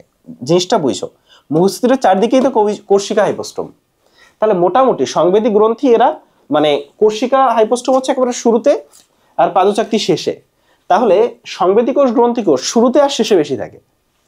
আর নিডোসাইট কোষ পদতল ছাড়া সর্বত্র থাকে, কোর্সিকাতে বেশি থাকে, কোর্সিকাতে বেশি। তাহলে নিডোসাইট কোষ পদতল ছাড়া সর্বত্র থাকে, কোর্সিকাতে বেশি থাকে। তাহলে এইটা কোথায় বেশি থাকে কোথায় কম থাকে, এই জায়গাটা যেমন নিডোসাইট পদতলে থাকে না, খুব ইম্পর্টেন্ট একটা তথ্য। এখন এই জায়গায় চলে আসো, এই যে আমরা এত কিছু নিয়ে পড়াশোনা করতেছি, যেমন তোমরা ওই যে তোমরা পড়ছো না কনড্রিকথিস, তো ইকথিস কই থেকে আসছে? মাছ থেকে আসছে, ইকথিস মানে মাছ। ফলে তুমি যদি ফিউচারে মাছ নিয়ে পড়াশোনা করতে চাও, বড় পড়াশোনা করতে চাও, তাহলে তোমার সাবজেক্ট হবে ইকথিওলজি। ঠিক ওরকম সরীসৃপ নিয়ে যদি পড়াশোনা করতে চাও, যে কুমির নিয়ে পড়াশোনা, গুইসাপ নিয়ে পড়াশোনা, তাহলে সেটা হবে হারপেটোলজি। পাখি নিয়ে পড়াশোনা করতে চাও, খুবই কিউট একটা ব্যাপার, অর্নিথোলজি। স্তন্যপায়ী নিয়ে পড়াশোনা, ম্যামাল মানে স্তন্যপায়ী, ফলে ম্যামালজি।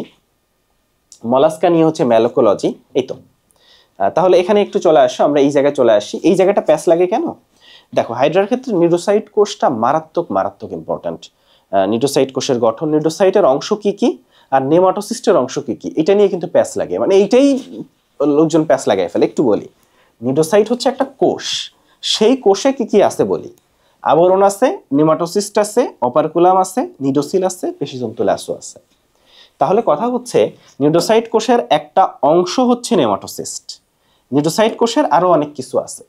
তাহলে যদি বলে নেমাটোসিস্টের অংশ না কোনটা, এই আবরণ, অপারকুলাম, নিডোসিল, পেশিতন্তু, কেউ নেমাটোসিস্টের অংশ না, সবাই নিডোসাইট কোষের অংশ, তার একটা অংশ নেমাটোসিস্ট। আর নেমাটোসিস্টে কি আছে? হিপনোটক্সিন আছে। তোমরা জানো যে প্রোটিন এবং ফেনলে পূর্ণ হিপনোটক্সিন আছে, বার্ড বা শ্যাপ্ট আছে, বার্ব আছে, বারবিউল আছে।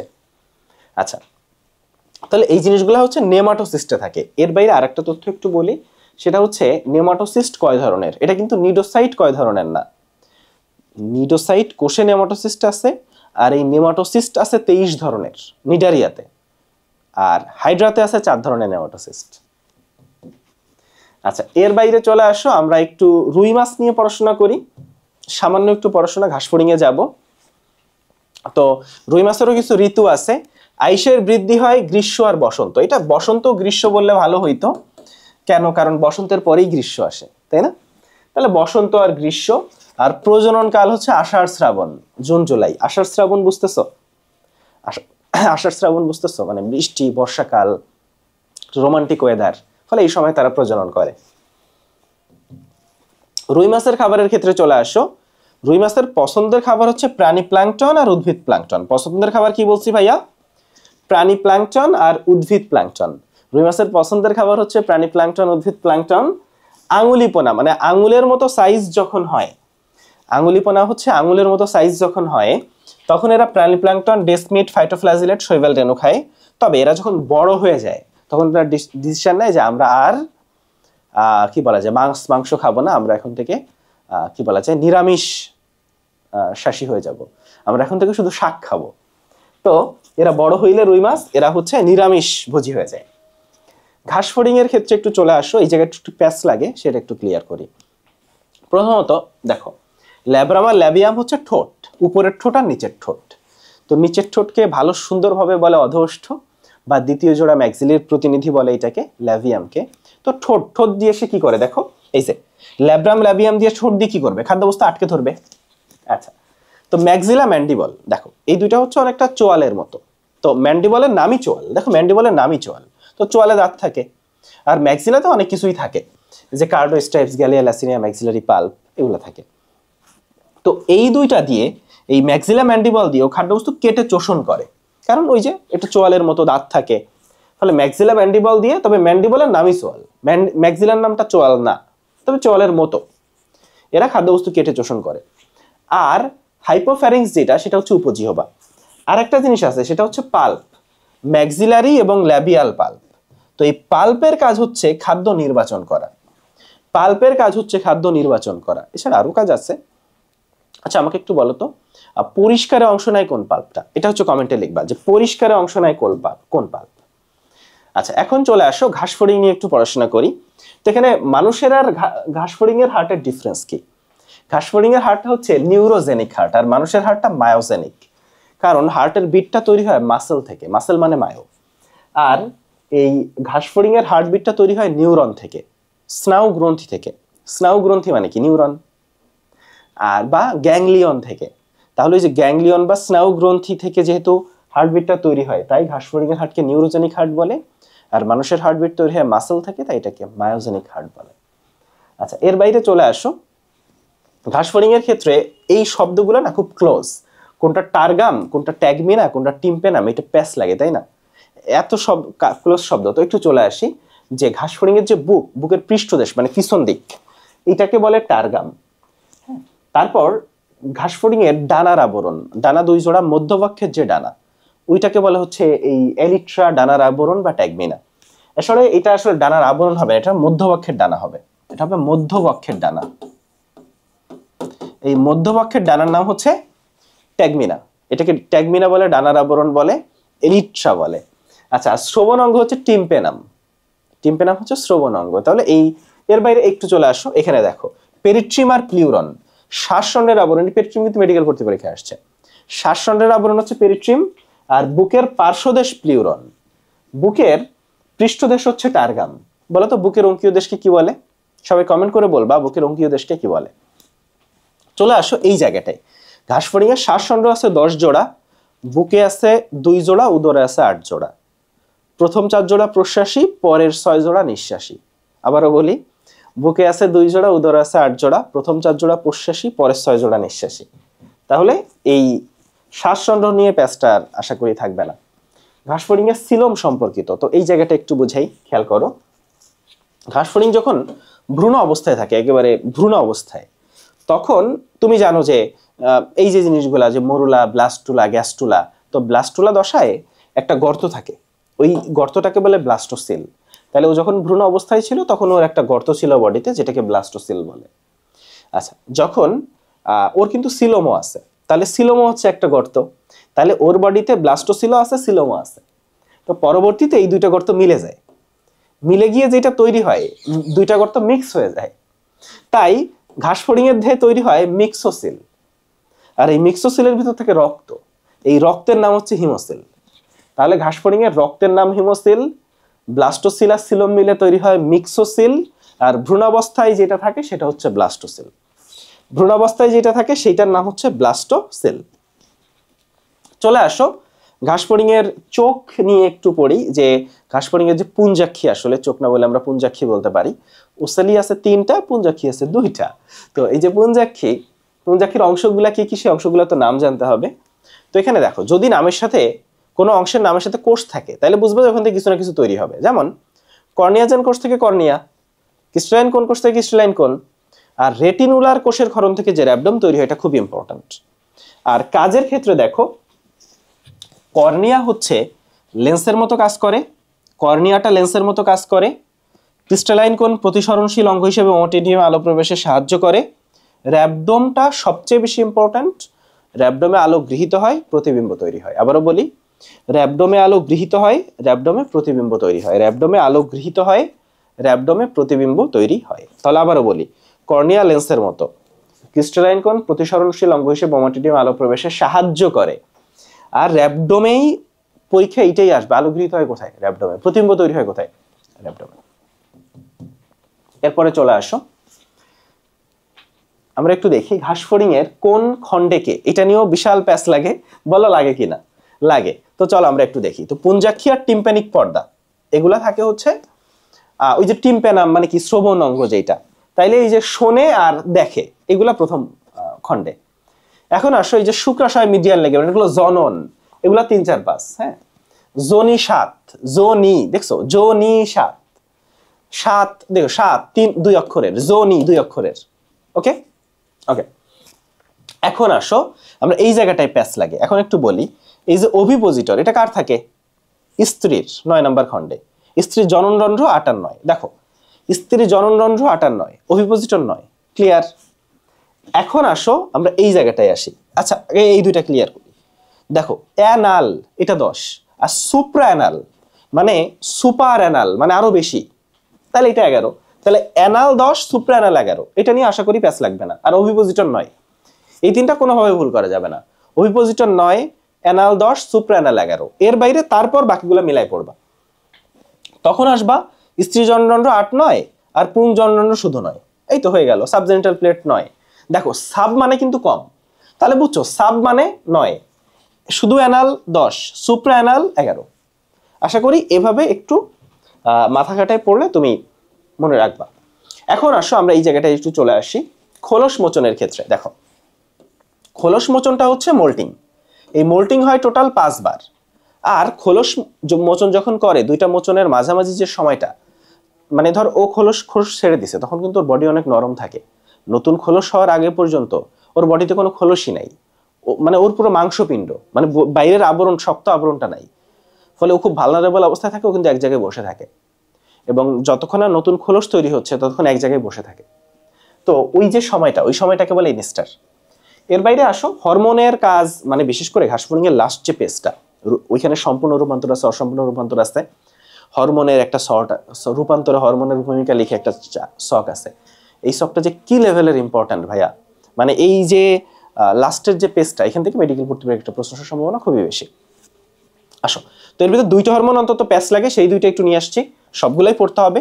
এক ডাইসন যেটা নিম দশায় মোল্টিং নিয়ন্ত্রণ করে, অর্থাৎ খোলস মোচনটা, আর জুভেনাইলটা হচ্ছে নিম দশার বৈশিষ্ট্য। দুইটাই নিম দশায় কাজ করে, একজন হচ্ছে খোলস মোচন আর একটা হচ্ছে নিম দশার বৈশিষ্ট্য নির্ধারণ করে। এখন আসো রুই মাছের এই জায়গাটায় চলে আসি। তো রুই মাছ 14 ডিগ্রির নিচে বাঁচে না।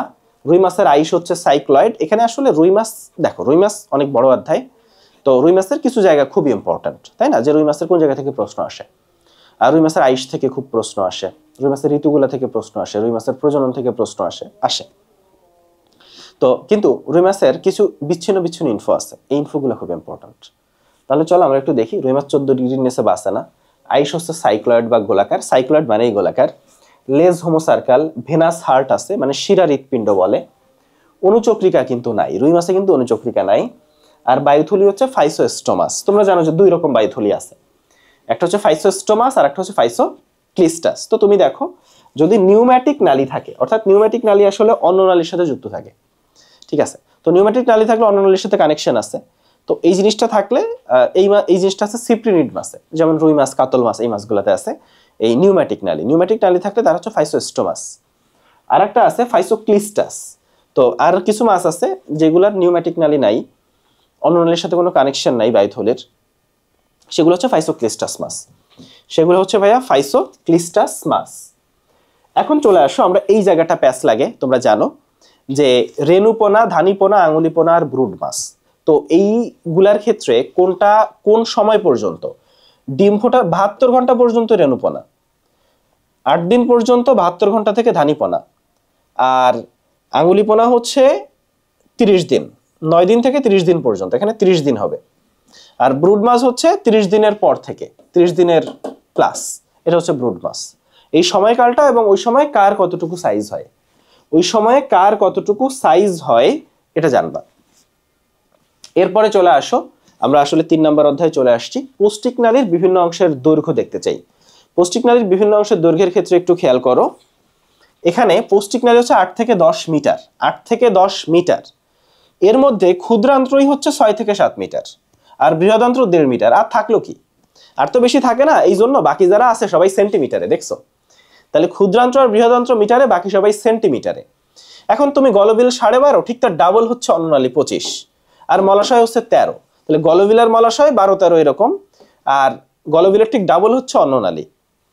আচ্ছা, ডিওডেনাম কিন্তু 25, তাহলে অন্ননালী আর ডিওডেনাম 25 পেয়ে গেলা, আর কোলনটা 15-19 সেন্টিমিটার। তাহলে এভাবে একটু কানেকশন করে করে পড়ার চেষ্টা করবা। এখন চলে আসো, তো দেহের সবচেয়ে বড় কিছু জিনিস পড়ি। ছোট জিনিস আজকে আর পড়তেছি না, কারণ দেহের সবচেয়ে বড় গ্ল্যান্ডটা হচ্ছে যকৃৎ। যকৃতে 4টা খণ্ড আছে, যকৃতের সবচেয়ে বড় খণ্ড আবার ডান খণ্ড। আচ্ছা, লোভ মানে খণ্ড কিন্তু। আচ্ছা, সবচেয়ে বড় লালা গ্রন্থি হচ্ছে, আমাদের 3 জোড়া লালা গ্রন্থি আছে। সবচেয়ে বড় লালা গ্রন্থি কানের নিচে থাকে, প্যারোটিড গ্রন্থি। সবচেয়ে বড় অঙ্গ হচ্ছে আমাদের দেহের ত্বক, আর আমাদের দেহের সবচেয়ে বড় অস্থি হচ্ছে ফিমার। এখন এই জায়গায় একটু প্যাচ লাগে, চলো আমরা একটু দেখি। উভুলার এপিগ্লটিস হচ্ছে আলজিহ্বা উপজিহ্বা। তাহলে উভুলার এপিগ্লটিস এটা হচ্ছে আলজিহ্বা, উভুলা হচ্ছে আল, ওই যে হা করলে ছোট্ট একটু মাংসপিণ্ড ঝুলে থাকে ওইটা উভুলা। আর এপি, এপি মানে উপরে, এপি মানে উপরে, দেখো তাহলে এইভাবে মনে রাখবা, এপি উপরে, তাহলে বাকিটা উভুলা আলজিহ্বা। আর ইলিয়াম আর ইলিয়াম, তো একটা হচ্ছে আইএল ই আর একটা হচ্ছে আইএল আই। তো এই যে আই যেটা আছে, আইটা যদি বড় করো তাহলে হাড়ের মতো দেখায় না, তাহলে আইএল আই এর যেটা সেটা হাড়ের মতো, তাহলে এটা হচ্ছে তোমার ক্ষুদ্রান্ত্রের পার্ট, ইলিয়াম ইসচিয়াম পিউবিস। ওইটা হচ্ছে ইলিয়াম ইসচিয়াম পিউবিস হচ্ছে শ্রোণীচক্রের হাড়, আর ওই যে ডিওডেনাম জেজোনাম ইলিয়াম এইটা হচ্ছে তোমার ক্ষুদ্রান্ত্রের পার্ট। এখন ইউ আকৃতির কারা আছে ভাইয়া? ইউ আকৃতির হচ্ছে ক্ষুদ্রান্ত্রের ডিওডেনাম, দেখো ক্ষুদ্রান্ত্রের হচ্ছে ডিওডেনাম, বৃহদন্ত্রের হচ্ছে কোলন, 2 পিস হাড্ডি আছে, হাইওয়েড হাড় আর ম্যান্ডিবল। হাইওয়েড হাড়টা তোমরা জানো যে এটা কিন্তু এখন তোমার বডিতে তরুণাস্থি হিসেবে আছে, 40 বছর বয়সের পরে এটা অস্থিতে রূপান্তরিত হয়। ফলে আমি যদি বলি যে তোমার বডিতে কি হাইওয়েড অস্থি আছে, নাই, তোমার বডিতে আছে হাইওয়েড তরুণাস্থি আর হেনলির লোব, কিডনির পার্ট। এখন চলে আসো আমরা নেক্সটে চলে যাব। আচ্ছা, এই যে জায়গাটা, এই জায়গাটা খুবই খুব ইম্পর্টেন্ট। কেন? কারণ এখানে কিছু এনজাইম আছে, এই এনজাইমগুলো নিষ্ক্রিয়। যদি লাস্ট নামের সাথে জেন থাকে বা নামের শুরুতে প্রো থাকে তাহলে এরা নিষ্ক্রিয় হয়, এদেরকে সক্রিয় হইতে হয় কাজ করার জন্য, এটা নিষ্ক্রিয় অবস্থায় কোনো কাজ করতে পারে না। তো এর কোনটাকে কে সক্রিয় করে? যেমন ট্রিপসিনোজেনকে সক্রিয় করে কিন্তু এন্টারোকাইনেজ, ঠিক আছে? এখন ওটা সক্রিয় হইল, তো ওই ট্রিপসিন সক্রিয় হয়ে ও সক্রিয় করে কাইমোট্রিপসিনোজেনকে, বুঝছো? ট্রিপসিনোজেনকে সক্রিয় করে এন্টারোকাইনেজ, তো ওইটা সক্রিয় হয়ে তৈরি হয় ট্রিপসিন, ওই ট্রিপসিনই এসে আবার কাইমোট্রিপসিনোজেনকে সক্রিয় করে, এইটা। আর 2 নাম্বার প্রোরেনিন আর পেপসিনোজেন, দুইটাই খুবই খুবই বিখ্যাত হরমোন এনজাইম, এদেরকে সক্রিয় করে হচ্ছে এইচসিএল। প্রোরেনিন আর পেপসিনোজেনকে সক্রিয় করে হচ্ছে এইচসিএল। চলে আসো, এই জায়গাটা আমরা একটু একসাথে করে দিছি, যে এগুলো প্যাচ লাগে কারণ বইয়ে এগুলো এত ক্লোজ। দেখো, লালা রসে পানি হচ্ছে 95.5 থেকে 99.5, কিন্তু গ্যাস্ট্রিক রসে মানে তোমার পাকস্থলীর রসে 99.45%, পিত্তরসে 97-98, অগ্নাশয়ে শুধু 98, আর আন্তরিক রসে 98.5। তাহলে এটা হচ্ছে পানি। আর পিএইচ এর ক্ষেত্রে দেখো মোটামুটি সব জায়গায় পিএইচ দেখবা যে লালা রস হচ্ছে সামান্য অম্লীয় বলে, যেহেতু 7-এর নিচেই একটু বেশি পার্ট আছে, সামান্য অম্লীয়। আর গ্যাস্ট্রিক রস যেটা এখানে তোমার এইচসিএল আছে, এর জন্য এটা প্রচন্ড প্রচন্ড রকম হচ্ছে অম্লীয়। বাকি যারা তারা মোটামুটি দেখবা যে 6.3 থেকে 9 আন্তরিক রস। আর এই দুইটা পিত্তরস আর অগ্নাশয় রস তো পুরোটাই ক্ষারীয়, এটা পুরোটাই ক্ষারীয়। আন্তরিক রস ক্ষারের দিকে, সামান্য ক্ষারীয় বলা যায়। আর হচ্ছে গ্যাস্ট্রিক রস যেটা সেটা প্রচন্ড অম্লীয়, আর লাল রসটা সামান্য অম্লীয়। আর দৈনিক ক্ষরণ কোনটার কতটুকু সেটা জানবা, কোনটার দৈনিক ক্ষরণ কতটুকু সেটা আমাদের জানতে হবে। এখন আসো আইলেটস অফ ল্যাঙ্গারহ্যান্সের কোষ। তো আইলেটস অফ ল্যাঙ্গারহ্যান্সের কোষের ক্ষেত্রে চলো আমরা একটু দেখি। এখানে আমরা দেখতেছি যে 4 রকম কোষ আছে, কোনটার কাজ কি এটা কোনোভাবে ভুল করা যাবে না, এবং কোন জায়গা থেকে কি ক্ষরণ হয় এবং তার কাজ কি, প্রচন্ড প্রচন্ড ইম্পর্টেন্ট। মানে আমি বলি আইলেটস অফ ল্যাঙ্গারহ্যান্সের এইটা, আর গ্যাস্ট্রিক গ্রন্থির 4টা কোষ। এখন আসো, আলফা কোষ ক্ষরণ করে গ্লুকাগন, আর বিটা কোষ ইনসুলিন। এখন ইনসুলিন গ্লুকোজ কমায় আর গ্লুকাগন গ্লুকোজ বাড়ায়। আর এই যে সোমাটোস্ট্যাটিন কি করে জানো? এই আলফা আর বিটা কোষের ক্ষরণ নিয়ন্ত্রণ করে। আর পিপি কোষ, পিপি মানে হচ্ছে পিতে প্যানক্রিয়াটিক, পিতে পলিপেপটাইড, ওরা প্যানক্রিয়াটিক পলিপেপটাইড ক্ষরণ করে। গ্যাস্ট্রিক কোষের সবচেয়ে ইম্পর্টেন্ট কিন্তু এটা অক্সিনটিক কোষ বা প্যারাইটাল কোষ, এটা এইচসিএল ক্ষরণ করে। এই এইচসিএল কি করে, কাকে কাকে সক্রিয় করে একটু কমেন্টে লিখো তো। তাইলে এই অক্সিনটিক কোষ বা প্যারাইটাল কোষ। আর বাকি কোনটা কোষ, যেমন এই যে আর্জেন্টাফিন কোষ কি করে, জাইমোজেনিক কোষ, পেপটিক কোষ বা চিপ কোষ কি করে, মিউকাস কোষ কি করে। তাহলে প্রথমত গ্যাস্ট্রিক গ্রন্থির কোষ কারা, অগ্নাশয় গ্রন্থির কোষ কারা, হ্যাঁ। এরপরে হচ্ছে আরো একটা আছে কিন্তু, এই যে ক্ষুদ্রান্ত্রের কি কি কোষ আছে, এই কোষগুলা কোথার কোষ কারা, এগুলো কোনোভাবে ভুল করা যাবে না। তারপর হচ্ছে এই দুইটার কাজ যেটা সেটা। তো আমরা মোটামুটি আমরা তোমার কনফিউশনগুলো দূর করার চেষ্টা করছি। তারপর হচ্ছে আমরা সেকেন্ড পার্টে কিন্তু তোমাদের বাকি জিনিসগুলোও দেখাই দিয়েছি, ফলে 2টা পার্ট মার্চ করেই আমরা ক্লাস আপলোড করব। এই তো, আর আমাদের 2টা রিভিশন ক্লাস হয়ে গেছে, বাকিগুলোও হয়ে যাবে ইনশাআল্লাহ। সবাই ভালো থাকো, আল্লাহ হাফেজ।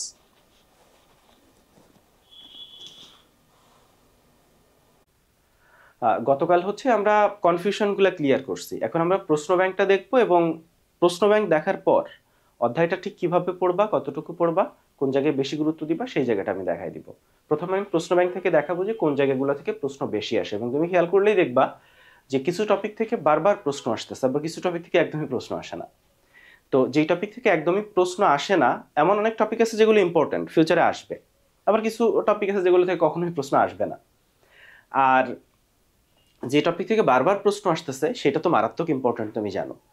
তবে বায়োলজির ক্ষেত্রে একটা ব্যাপার আছে, বোটানি জিওলজি, এখানে আসলে বাদ দেওয়ার মতো টপিক খুব কম। বায়োলজির ক্ষেত্রে তুমি খেয়াল করলেই দেখবা যে বেশিরভাগ জায়গা থেকেই কখনো কখনো প্রশ্ন আসছে, আসতেছে, আসবে এরকম।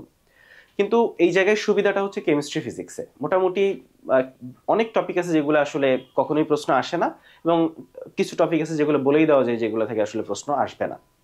তাহলে চলো আমরা মোটামুটি ফার্স্টে প্রশ্ন ব্যাংকটা দেখি। প্রথমে আমরা কিন্তু একবার শুরু থেকে শুরু করতেছি, অর্থাৎ আমরা এই 3টা অধ্যায় ফার্স্টে প্রশ্ন ব্যাংক দেখবো, তারপর হচ্ছে অধ্যায়টা দেখা দিচ্ছি। ফার্স্টে প্রাণীর বিভিন্নতা শ্রেণীবিন্যাস, চলো দেখি।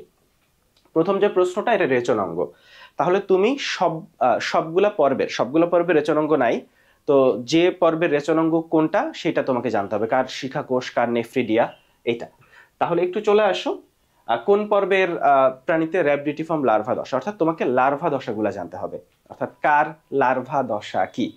তাহলে সবগুলা লার্ভা দশা 8টা মেজর পর্ব সহ করডাটারও কিছু উপপর্বের লার্ভা দশা আছে, সেগুলো তোমাকে জানতে হবে। 3 নম্বরে চলে আসো। 3 নম্বর প্রশ্ন হচ্ছে কোনটাতে অরীয় প্রতিসাম্যতা। তাহলে প্রতিসাম্যতা থেকে দেখবা যে রিপিটিটিভ প্রশ্ন আসছে, 3-4 বার প্রশ্ন লাস্ট 10 বছর অরীয় প্রতিসাম্যতা থেকে আসছে। ফলে প্রতিসাম্যতা আমি গতকাল স্লাইডে ক্লিয়ার করে দিছি একদমই, ফলে ওইটা পড়লেই মোটামুটি তুমি আর আটকাবা না। চলে আসো আমরা 4 নম্বর প্রশ্ন, মলাস্কার ক্ষেত্রে আসলে কোনটা সঠিক। মলাস্কার এই যে বৈশিষ্ট্যগুলা একটু খেয়াল করো, যে তোমাকে 8টা মেজর পর্বেরই একেবারে মেজর বৈশিষ্ট্যগুলা মাস্ট খুব ভালোভাবে পড়তে হবে। কারণ তুমি দেখো যে তুমি যদি মলাস্কা সম্পর্কে ভালো না জানো তাহলে তুমি এই প্রশ্নের আনসার দিতে পারবা না। এবং এখন মোটামুটি আবারও দেখা যাচ্ছে যে একটা সময় 10 সাল 12 সাল এই সময়ের দিকে, বা 7, 8, 9 সাল এই সময়ের দিকে প্রচুর বৈশিষ্ট্য টাইপের প্রশ্ন, একটু বড় বড় প্রশ্ন আসতো। তো ইদানিং আবার ওই একটু বড় বড় প্রশ্ন আসতেছে, এবারও আসার সম্ভাবনা ভালোই। ফলে এই বড় বড় প্রশ্ন পারতে গেলে তোমাকে আসলে ডিটেলসে পড়তে হবে, নাইলে কোনো ওয়ে নাই। ফলে মেজর পর্বের বৈশিষ্ট্যগুলা একটু বুঝে বুঝে পড়তে হবে। 5 নম্বরে চলে আসো, প্রতিসাম্যতা, আবারও প্রতিসাম্যতা থেকে প্রশ্ন আসছে। 6 নাম্বার, কেঁচো কোন অঙ্গের মাধ্যমে শ্বাস প্রশ্বাস, শ্বসন থেকে প্রশ্ন আসছে। আমি একটা চার্ট দিয়ে দিছি, তো তোমাকে জানতে হবে যে শ্বসনের ক্ষেত্রে মানে কোন মানে অঙ্গের মাধ্যমে শ্বসন সম্পন্ন করে, এই জায়গাটা তোমাকে জানতে হবে। প্রাণী জগতের বৃহত্তম পর্ব, তো তুমি দেখবা যে প্রত্যেকটা পর্বেরই একটা নাম আছে, যেমন মলাস্কা কম্বোজ প্রাণী, হ্যাঁ মানে এক একটা পর্বের এক একটা নাম আছে, কে স্পঞ্জ, কে হচ্ছে ছিদ্রালো প্রাণী। তারপর হচ্ছে ওই বিশেষ নামগুলা সাথে সাথে কে বৃহত্তম পর্ব, কে দ্বিতীয় বৃহত্তম পর্ব, এই জায়গাগুলো আমরা জানবো। এরপরের প্রশ্নটা হচ্ছে কবুতর কোন শ্রেণীর প্রাণী। তো এখানে তোমাকে প্রত্যেকটা পর্বের মেজর যে প্রাণীগুলা সেগুলো তোমাকে জানতে হবে। কবুতর একটা পাখি, ফলে কবুতর হচ্ছে অ্যাভিস। তাহলে প্রত্যেকটা পর্বের মেজর প্রাণীগুলার নাম তোমাকে অবশ্যই জানতে হবে। এরপরে চলে আসো, সিলোমহীন পর্ব কোনটা। তো সিলোম থেকে প্রশ্ন আসছে, তো দেখবা যে শ্রেণীবিন্যাসের ভিত্তি আছে অনেকগুলা, তবে সবচেয়ে বেশি প্রশ্ন আসে কিন্তু এই সিলোম আর প্রতিসাম্যতা থেকেই। তাহলে এই দুইটা দেখো, ব্যাপারটা হচ্ছে এরকম যে অন্য পর্বগুলা থেকে প্রশ্ন আসার সম্ভাবনা আছে, এটা সত্যি, কিন্তু সিলোম আর প্রতিসাম্যতা থেকে প্রশ্ন আসার সম্ভাবনা কিন্তু সবচেয়ে বেশি। আচ্ছা, তাহলে র্যাডুলা নামক অংশ থাকে, দেখো প্রত্যেকটা পর্বে মেজর কিছু শব্দ আছে, হ্যাঁ যেমন স্পঞ্জে দেখবা যে কোয়ানোসাইট কোষ আছে, এই মলাস্কাতে দেখবা যে র্যাডুলা নামক রেতিজিহ্বা আছে। তো প্রত্যেকটা পর্বে এমন কিছু শব্দ আছে যে শব্দগুলো খুব ইউনিক শব্দ, তো সেই ইউনিক শব্দগুলো থেকে একটা প্রশ্ন আসছে। একটু চলে আসো নিচের কোনটা দ্বিঅরীয় প্রতিসাম্য, অর্থাৎ প্রতিসাম্যতা থেকে আবারও কোশ্চেন আসছে। 12 নম্বরে চলে আসো, জেলিফিশ কোন পর্বের প্রাণী। একটু আগে ছিল যে কবুতর কোন পর্বের প্রাণী, এখন আসছে জেলিফিশ। তো এই জন্যই বললাম যে প্রত্যেকটা পর্বের মেজর পর্বের সবচেয়ে ইম্পর্টেন্ট প্রাণীগুলোর নাম তোমাকে জানতে হবে, এবং খুব বেশি ইম্পর্টেন্ট হলে তার বৈজ্ঞানিক নামটাও তোমাকে জানতে হবে। আচ্ছা, এরপরে আবারও সিলোম থেকে প্রশ্ন আসছে, ভ্রান্ত সিলোম মানে সিউডোসিলোমেট, 4 নম্বর পর্ব হচ্ছে সিউডোসিলোমেট। এরপরে আমরা কেঁচোর বায়োলজিক্যাল নাম জানতে চাই, অর্থাৎ কেঁচো যোগ যেটাগুলো খুবই ইম্পর্ট্যান্ট তাদের বায়োলজিক্যাল বৈজ্ঞানিক নামগুলো তোমাকে জানতে হবে। এবং এখানে কিন্তু অধ্যায় শেষে যে ব্যবহারিক অংশ আছে সেখানে বেশ কিছু প্রত্যেকটা পর্বের কিছু প্রাণী আছে যাদের শ্রেণীবিন্যাস দেওয়া আছে, এত কিছু জানতে হবে না, কোন পর্বের প্রাণী কোনটা, তার বৈজ্ঞানিক নাম কোনটা, এইটা। এছাড়া তুমি দেখবা যে বইয়েই এই অধ্যায়ে আমি দেখাই দিব যে 8টা মেজর পর্ব আলোচনা করার শেষে একটা চার্ট আছে, সেখানে কিছু বৈজ্ঞানিক নাম আছে। আবার করডাটা আলোচনা করার শেষে আরেকটা চার্ট আছে, সেখানেও কিছু বৈজ্ঞানিক নাম আছে, এই বৈজ্ঞানিক নামগুলো তুমি জানবা। আচ্ছা, তো তো আবারও প্রতিসম্মত থেকে প্রশ্ন আসছে। এরপরে আমরা দেখতে পাচ্ছি, তো এই যে প্রশ্ন ব্যাংক, এটা আমরা পিডিএফ দিয়ে দিব লস প্রজেক্টে। সাথে সাথে হচ্ছে গতকাল যে স্লাইডে ক্লাস নিলাম সেটাও কিন্তু পিডিএফ তুমি পেয়ে গেছো লস প্রজেক্টে। পৃথিবীর আদি প্রাণীরা যে পর্বের অন্তর্ভুক্ত সেইটা কোনটা? তো পৃথিবীর আদি প্রাণীরা প্রোটোজোয়া পর্বের অন্তর্ভুক্ত, এটা একেবারে অধ্যায়ের শুরুতে লেখা আছে। নিচের কোন স্তন্যপায়ী প্রাণী ডিম পাড়ে, অর্থাৎ প্রোটোথেরিয়া কারা? তাহলে প্রোটোথেরিয়া কারা, মেটাথেরিয়া কারা, ইউথেরিয়া কারা, এটা আমরা জানবো। ইউথেরিয়া হচ্ছে আমরা। কোন প্রাণীতে 4 প্রকোষ্ঠ বিশিষ্ট? পাখি আর মানুষে 4 প্রকোষ্ঠ, আর সরীসৃপের মধ্যে শুধুমাত্র কুমিরে 4 প্রকোষ্ঠ। আমাদের জাতীয় পাখির বৈজ্ঞানিক নাম কি? তাহলে একটু খেয়াল করো, আমরা যেটা বললাম যে খুব মেজর যে নামগুলা, যেমন রয়্যাল বেঙ্গল টাইগার জাতীয় পাখি, তাই না? মানে খুব মেজর যে প্রাণীগুলা, সেই প্রাণীগুলার বৈজ্ঞানিক নাম তোমাকে জানতে হবে। চলে আসো, ডায়াফ্রাম কোথায় আছে? এটা আসলে ভার্টিব্রাটার বৈশিষ্ট্য। আমরা ভার্টিব্রাটার আন্ডারে, কর্ডাটার সবচেয়ে উন্নত হচ্ছে ভার্টিব্রাটা। ভার্টিব্রাটার বৈশিষ্ট্য হচ্ছে ডায়াফ্রাম হচ্ছে ভার্টিব্রাটাতে আছে, মানে অর্থাৎ এখানে খেয়াল করো যে ম্যামালিয়াতে, ভার্টিব্রাটারও সবচেয়ে উন্নত হচ্ছে ম্যামালিয়া। আচ্ছা, তাহলে আমরা একটু অধ্যায়টা দেখি আর আরেকবার রিপিট করি। গতকাল আমি যদিও দেখাচ্ছিলাম, তবে আমার মনে হলো যে একসাথেই সবগুলা দেখাই, যেহেতু কিছু বাকি ছিল। আচ্ছা, তাহলে চলে আসো, আমরা একটু একসাথেই দেখি। তো ফার্স্টেই হচ্ছে তুমি এখানে চলে আসবা যে প্রাণী বৈচিত্র্য কয় প্রকার, নাম 3টা পড়বা। এরপরে এই লাইনে একেবারে লাস্টে চলে আসবা, এখানে প্রজাতিগত বৈচিত্র্য আসার 4টা কারণ আছে, ইভিল কোয়াড্রেট, এই 4টা কারণ পড়বা। বাকি যা আছে সেগুলো অবশ্যই পড়বা, আমি সবচেয়ে ইম্পর্টেন্ট জিনিসগুলো বলে দিচ্ছি, যেগুলা তুমি মানে 4 স্টার বা 3 স্টার ইম্পর্টেন্ট। এরপরে এই যে মাত্রাগুলা, বিশেষ করে সংগঠন ক্রম মাত্রাটা ইম্পর্টেন্ট। সংগঠন ক্রম মাত্রাটা ইম্পর্টেন্ট। ক্লিভেজের ক্ষেত্রে হচ্ছে এই অরীয়, দ্বিপার্শ্বীয়, সর্পিল ক্লিভেজের উদাহরণ ইম্পর্টেন্ট। এরপরে তুমি তোমার ইম্পর্টেন্ট হচ্ছে প্রতিসাম্যতা মারাত্মক ইম্পর্টেন্ট, সিলোম মারাত্মক ইম্পর্টেন্ট, অঞ্চলায়ন এটা হচ্ছে আর্থ্রোপোডাতে দেখা যায়। আচ্ছা, এরপরে হচ্ছে সিলোমটা মারাত্মক ইম্পর্টেন্ট। তারপর হচ্ছে তোমার সংবহনতন্ত্র, মানে রক্ত সংবহনতন্ত্র, মুক্ত হচ্ছে 5-7, বদ্ধ হচ্ছে 6-9। পর্বের কথা বলতেছি আমরা। এরপরে আমরা এখানে এই যে প্রোটোজোয়া, হেকেল প্রোটোজোয়া আর মেটাজোয়া 2টা ভাগে ভাগ করছে, আর হোয়াইট আকার 5 কিংডম শ্রেণীবিন্যাস দিছে। এরপরে এখানে তুমি দেখো ক্যাটাগরির যে আলোচনা আছে, এই ক্যাটাগরিগুলা কোনটার পরে কোনটা, এইগুলা কিংডম, ফাইলাম, ক্লাস, অর্ডার, এই কোনটার পরে কোনটা, এইটা। এর মধ্যে প্রজাতির ক্ষেত্রে দেখো এটা হচ্ছে মূল ভিত্তি বা একক শ্রেণীবিন্যাসের, আর সার্বজনীন স্তরটা হচ্ছে কিংডম, আর সর্বোচ্চ স্তরটা ফাইলাম। এই জায়গাটা হায়ারার্কি, দ্বিপদ নামকরণ কে করছে, ত্রিপদ নামকরণ কে করছে, এই জায়গাটা জানবা।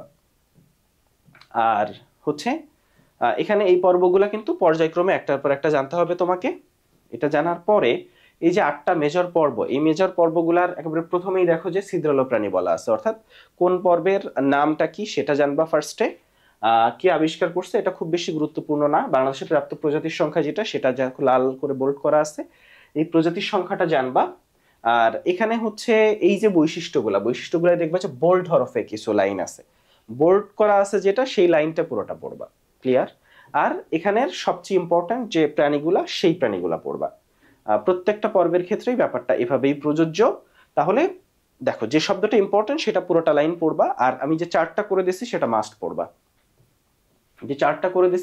পড়বা, আচ্ছা, তাহলে বিশেষ করে 3 আর 4 নাম্বার পর্বের যে কৃমিগুলো আছে এদের ভিতর প্যাচ লাগে, এটা প্যাচ লাগানো যাবে না, এইটা প্যাচ লাগানো যাবে না, এবং এইখানে হচ্ছে বৈজ্ঞানিক নামগুলো পড়তে হবে।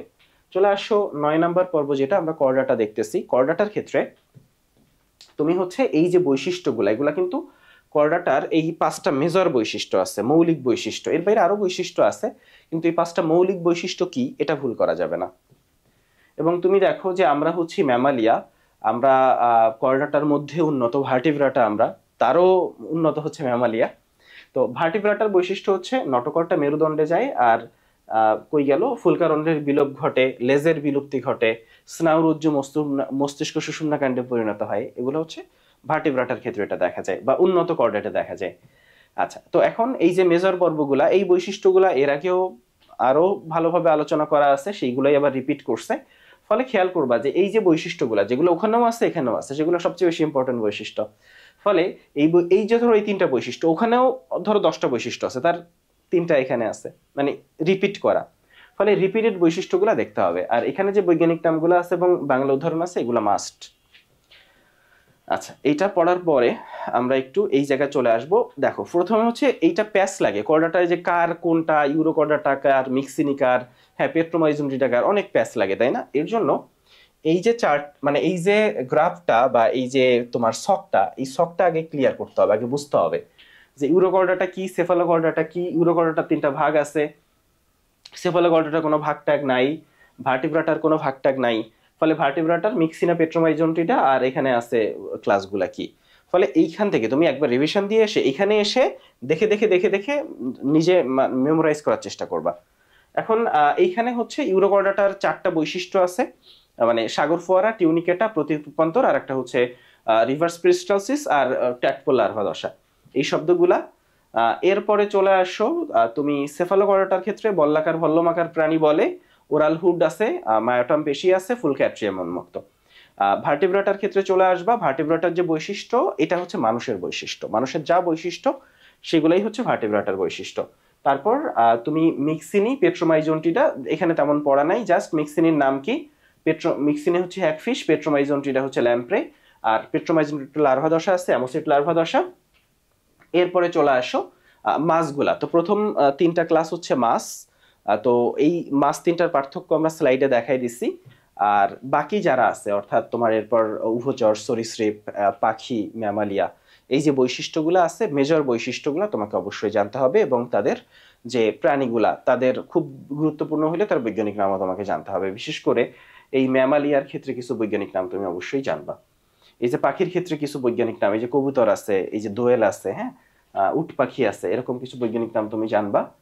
আর ম্যামালিয়ার ক্ষেত্রে তো তুমি জানো যে এই যে প্লাটিপাস রয়েছে, তারপর হচ্ছে মানুষ রয়েছে, এখানে কয়েকটা আছে দেখো, এই যে হরিণ রয়েছে, বাঘ রয়েছে। তাহলে এই বৈজ্ঞানিক নামগুলো, তারপর দেখো ঠিক ওইভাবে 8টা মেজর পর্ব শেষে যেমন একটা চার্ট ছিল, এখানেও কর্ডাটা শেষে একটা চার্ট আছে। এখানেও তোমার মেইন জিনিস হচ্ছে যে বৈশিষ্ট্যগুলো ওখানে ছিল এখানেও আছে, রিপিটেড বৈশিষ্ট্যগুলো, এই বৈশিষ্ট্যগুলোই সবচেয়ে ইম্পর্টেন্ট। আর উদাহরণগুলো জানতে হবে তোমাকে, উদাহরণগুলো তোমাকে জানতে হবে। এখন কর্ডাটার হচ্ছে 3টা উল্লেখযোগ্য বৈশিষ্ট্য বলছে, যে নটোকর্ড, স্নায়ুরজ্জ এবং ফুলকারন্ধ্র, এবং মানে মেরুদণ্ড, মানে আমরা ম্যামালিয়া যারা বা স্তন্যপায়ী যারা, তাদের এই নটোকর্ডটা মেরুদণ্ডে রূপান্তরিত হয়, ফাফা পৃষ্ঠীয় স্নায়ুরজ্জ থাকে, ফুলকারন্ধ্রটা বিলুপ্তি ঘটে। তাহলে এইটা আমরা জানলাম। এখন একটু চলে আসো, এখানে বেশ কিছু পার্থক্য আছে, এই পার্থক্যগুলো পড়বা। এখানে ইম্পর্টেন্ট পার্থক্য কি কি বলি, কর্ডাটা নন কর্ডাটা খুব ইম্পর্টেন্ট পার্থক্য, এখানে কর্ডাটা নন কর্ডাটাই সবচেয়ে ইম্পর্টেন্ট পার্থক্য। এরপরে চলে আসো এই যে চার্ট, এখানে সবচেয়ে ইম্পর্টেন্ট হচ্ছে তোমার এই শ্বসন অঙ্গ না, হৃৎপিণ্ডটা সবচেয়ে ইম্পর্টেন্ট, রক্তটা খুব ইম্পর্টেন্ট। হৃৎপিণ্ড, রক্ত এবং করটিক স্নায়ু, নিষেক, এই 2টা দেখবা। আর এখানে হচ্ছে শুধুমাত্র নাম আর বৈজ্ঞানিক নামটা আর কোন পর্বের প্রাণী, শ্রেণীবিন্যাসটা পড়া লাগবে না। আচ্ছা, এটা হয়ে গেল। আমরা একটু হাইড্রাতে চলে যাব।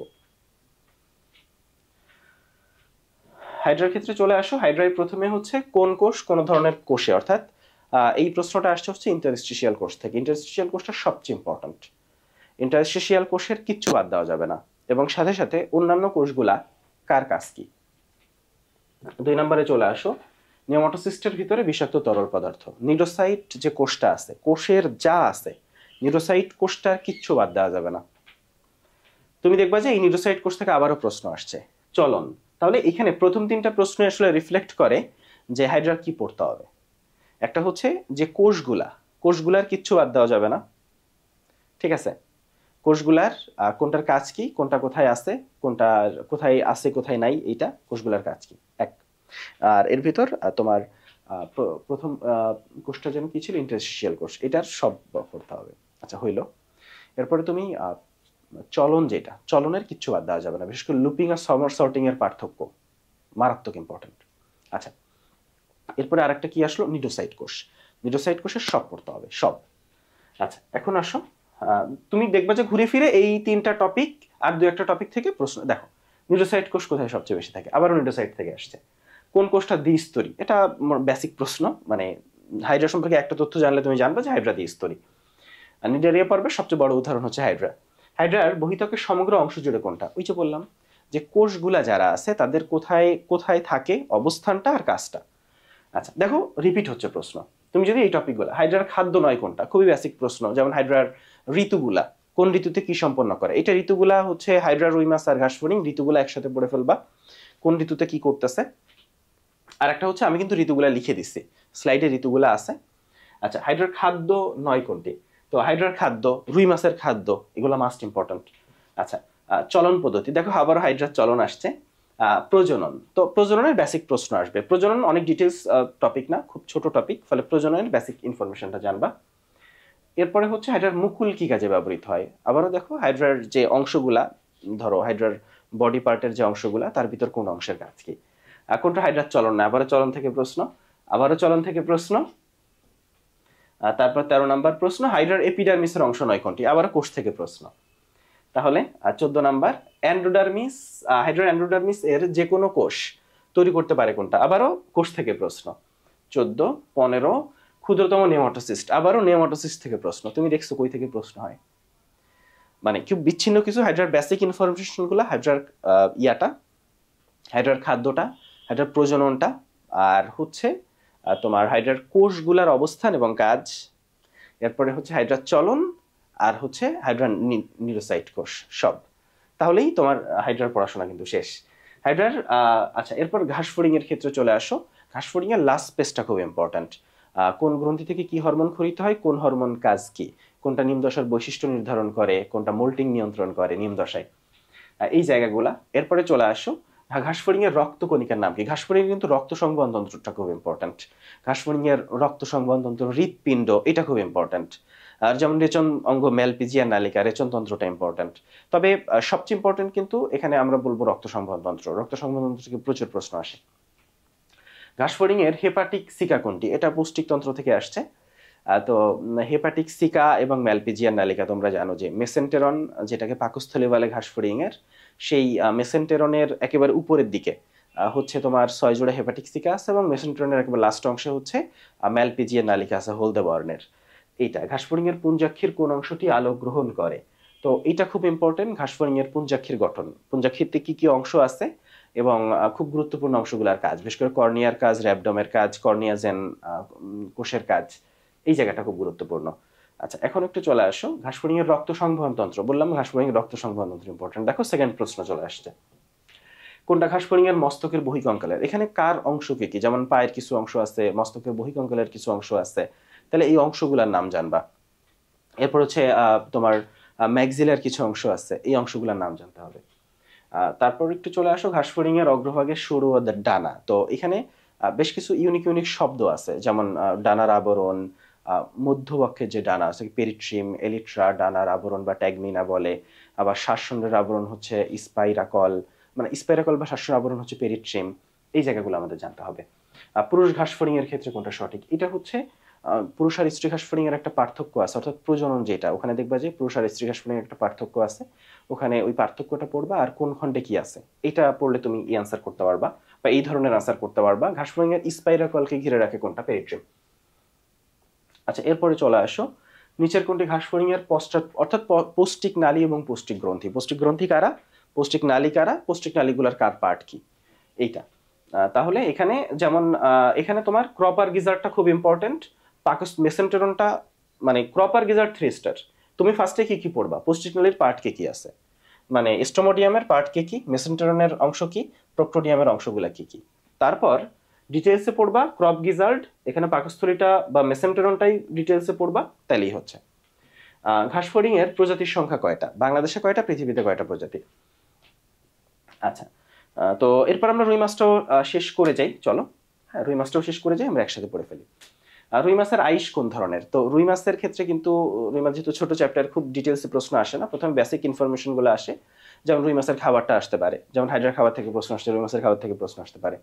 আর রুই মাছের আইসটা খুব ইম্পর্টেন্ট। রুই মাছের প্রজনন থেকে কিছু প্রশ্ন আসে, মানে ঋতু, প্রজনন, এই জায়গাগুলো থেকে প্রশ্ন আসে। আইস থেকে প্রশ্ন আসে, ধমনীতন্ত্র থেকে প্রশ্ন আসে, যে কোন ধমনী কোথায় ব্লাড সাপ্লাই দেয়।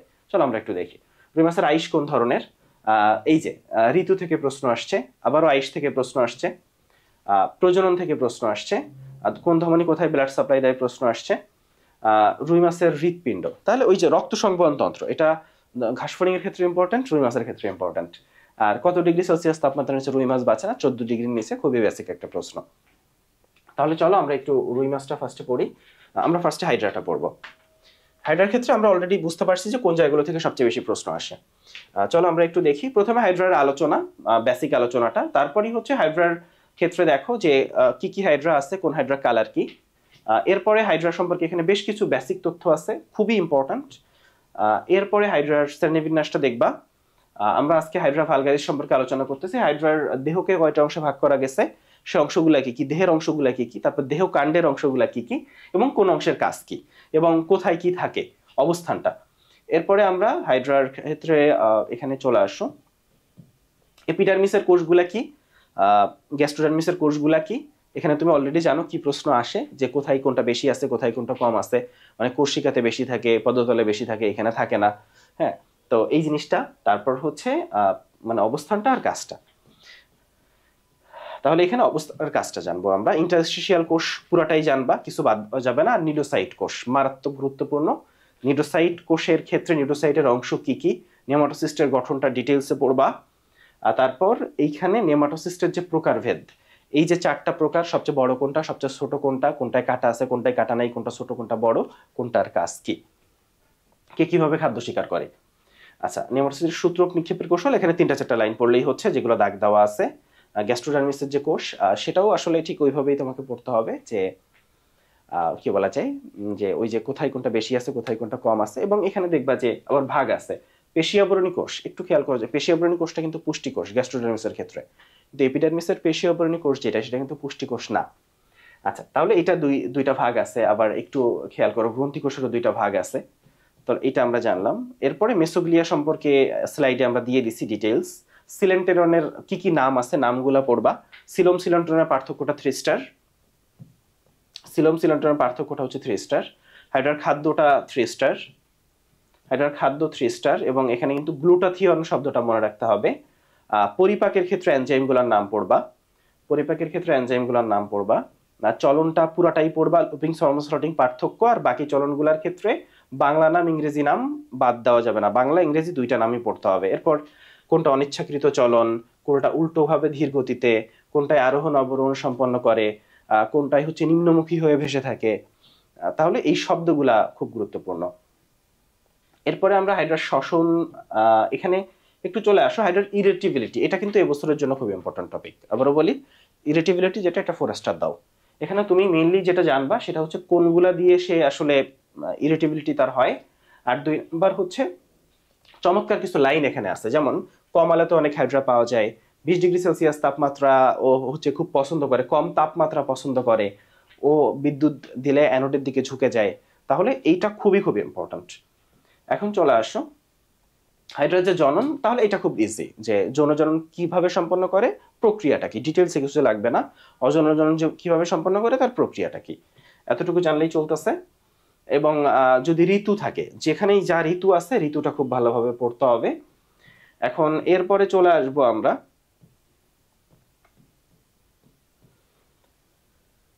আচ্ছা, এখানে পরিস্ফুটনের যে ধাপগুলো, এগুলো মানুষের ক্ষেত্রে আছে। ধাপগুলা কি, বিশেষ করে শিশু হাইড্রাকে বলে হাইড্রোলা। শিশু হাইড্রাকে কি বলে ভাইয়া, হাইড্রোলা। হাইড্রোলা বলে। শ্রম বন্টন যেটা, এই শ্রম বন্টনটা পড়তে হবে ভাইয়া, এটা টুইস্টার। শ্রম বন্টনটা পড়তে হবে। এখানে একটা ব্যাপার একটু তোমাকে বলি। দেখো, পেশি আবরণী কোষের কাজ কি, আত্মরক্ষা, শিকার, চলন। এটাকে 80 চল দিয়ে মনে রাখা যায়, 80 চল, ঠিক আছে। আচ্ছা, আবার একটু খেয়াল করো ভাইয়া, আমাদের নিউরোসাইট কোষের কাজ কি, দেখো, আত্মরক্ষা, শিকার, চলন। তাহলে এটার কাজও 80 চল। কোষিকার কাজ কি দেখো তো, আত্মরক্ষা, শিকার, চলন। তাহলে কোষিকা, পেশি আবরণী কোষ, নিউরোসাইট, সবারই কাজ হচ্ছে আত্মরক্ষা, শিকার, চলন, 80 চল। তাহলে এখানে কার কাজ কি সেটা জানবা। আর মিথজীবীরা কার মধ্যে দেখা যায়, আর এখানে কে কিভাবে উপকৃত হয়। এখন মনে রাখবা, শৈবাল একটা উদ্ভিদ আর হাইড্রা একটা প্রাণী। এখন একটা গাছ আর মানুষের সম্পর্ক যেমন, এখানে এদের সম্পর্ক তেমন। যেমন আমি হচ্ছে কার্বন ডাইঅক্সাইড দিচ্ছি, সেটা গাছ গ্রহণ করতেছে। আবার গাছ অক্সিজেন দিচ্ছে, সেটা আমি গ্রহণ করতেছি। আবার উদ্ভিদ খাদ্য তৈরি করতেছে, সেই খাদ্য আমি খাচ্ছি। তাহলে এইগুলা হচ্ছে ঠিক এই রকম সম্পর্কই হচ্ছে শৈবাল আর হাইড্রার মধ্যে। আচ্ছা, তো এটার মাধ্যমে আমরা হাইড্রাটা শেষ করলাম। আমরা আসলে এখন ঘাস ফড়িংটা দেখতে চাই। আমরা এখন ঘাস ফড়িংটা দেখতে চাই। চলো, ঘাস ফড়িং এর ক্ষেত্রে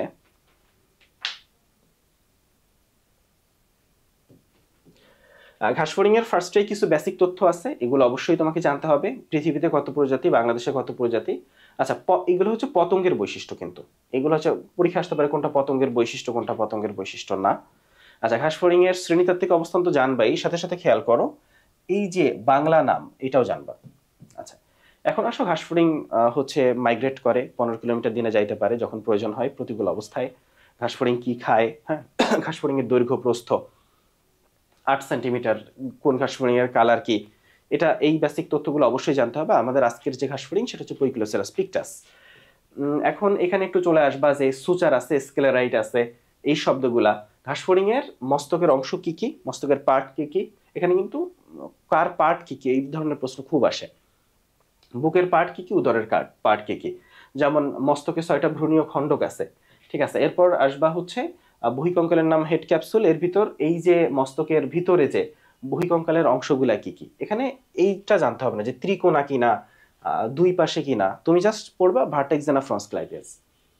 আচ্ছা, এরপরে পুঞ্জাক্ষীর ক্ষেত্রে একটু পড়বা যে ওমাটিডিয়া হচ্ছে পুঞ্জাক্ষীর গঠন ও কাজের একক, পুঞ্জাক্ষী 2টা, ওসেলি হচ্ছে 3টা। ওসেলির ক্ষেত্রে একটা চমৎকার একটা লাইন আছে, ওসেলিতে আলোক সংবেদী কোষ থেকে যা রেটিনার মতো কাজ করে, এই লাইনটা খুব ইম্পর্টেন্ট।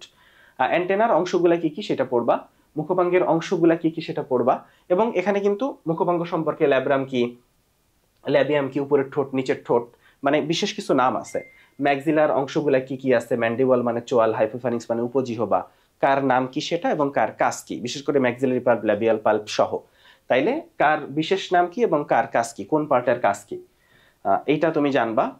এরপরে চলে আসবা বুকের ক্ষেত্রে, চলে আসো। এখানে কিন্তু বুকের পার্ট যেগুলা, বুকের পার্ট হচ্ছে 3টা। তোমরা জানো ঘাসফড়িং এর দেহে অঞ্চলায়ন আছে, 3টা অঞ্চলে ভাগ করা যায়। তার মধ্যে বুকের যে পার্ট 3টা, তার মধ্যে এই যে টার্গাম, প্লিউরন, হ্যাঁ, তারপর হচ্ছে স্ট্রানাম, তার প্রোনোটাম, কোন অংশটা কি সেটা অবশ্যই জানতে হবে। ঘাসফড়িং এর শ্বাসখণ্ড আছে 10 জোড়া, বুকে আছে 2 জোড়া, উদরে আছে 8 জোড়া। এই জায়গাটা ডানার ক্ষেত্রে 2 জোড়া ডানা আছে, মধ্যভাগে 1 জোড়া, পশ্চাৎভাগে 1 জোড়া। মধ্যভাগের ডানাটার নাম খুবই খুবই গুরুত্বপূর্ণ। পায়ের ক্ষেত্রে পায়ের অংশগুলা কি কি সেটা জানতে হবে। ঘাসফড়িং এর পা হচ্ছে স্যালটোরিয়াল পা, কারণ লাফায় লাফায় চলে। উদরের ক্ষেত্রে চলে আসবা, উদরের 11টা খণ্ড আছে, কোন খণ্ডটা অসম্পূর্ণ, উদরে পিউরন থাকে না। তারপর উদরের অংশগুলার ক্ষেত্রে একটু আসো, টিম্প্যানাম, শ্বাসখণ্ড, এখানে কয়েকটা শব্দ আছে, যেমন টিম্প্যানাম হচ্ছে তোমার শ্রবণ অঙ্গ, শ্বাসখণ্ড হচ্ছে 8 জোড়া। তারপর হচ্ছে এই যে জায়গাটা, এই জায়গাটা 3 স্টার দাও, পায়ু বহিজনন অঙ্গ, এবং এই পার্থক্যটা এটা হচ্ছে 3 স্টার। এই পার্থক্যে কোন অংশে কি আছে, কোনটা দেখে স্ত্রী পুরুষ ঘাসফড়িংকে আলাদা করা যায়, অভিপোজিট দেখে স্ত্রী পুরুষ ঘাসফড়িং আলাদা করা যায়।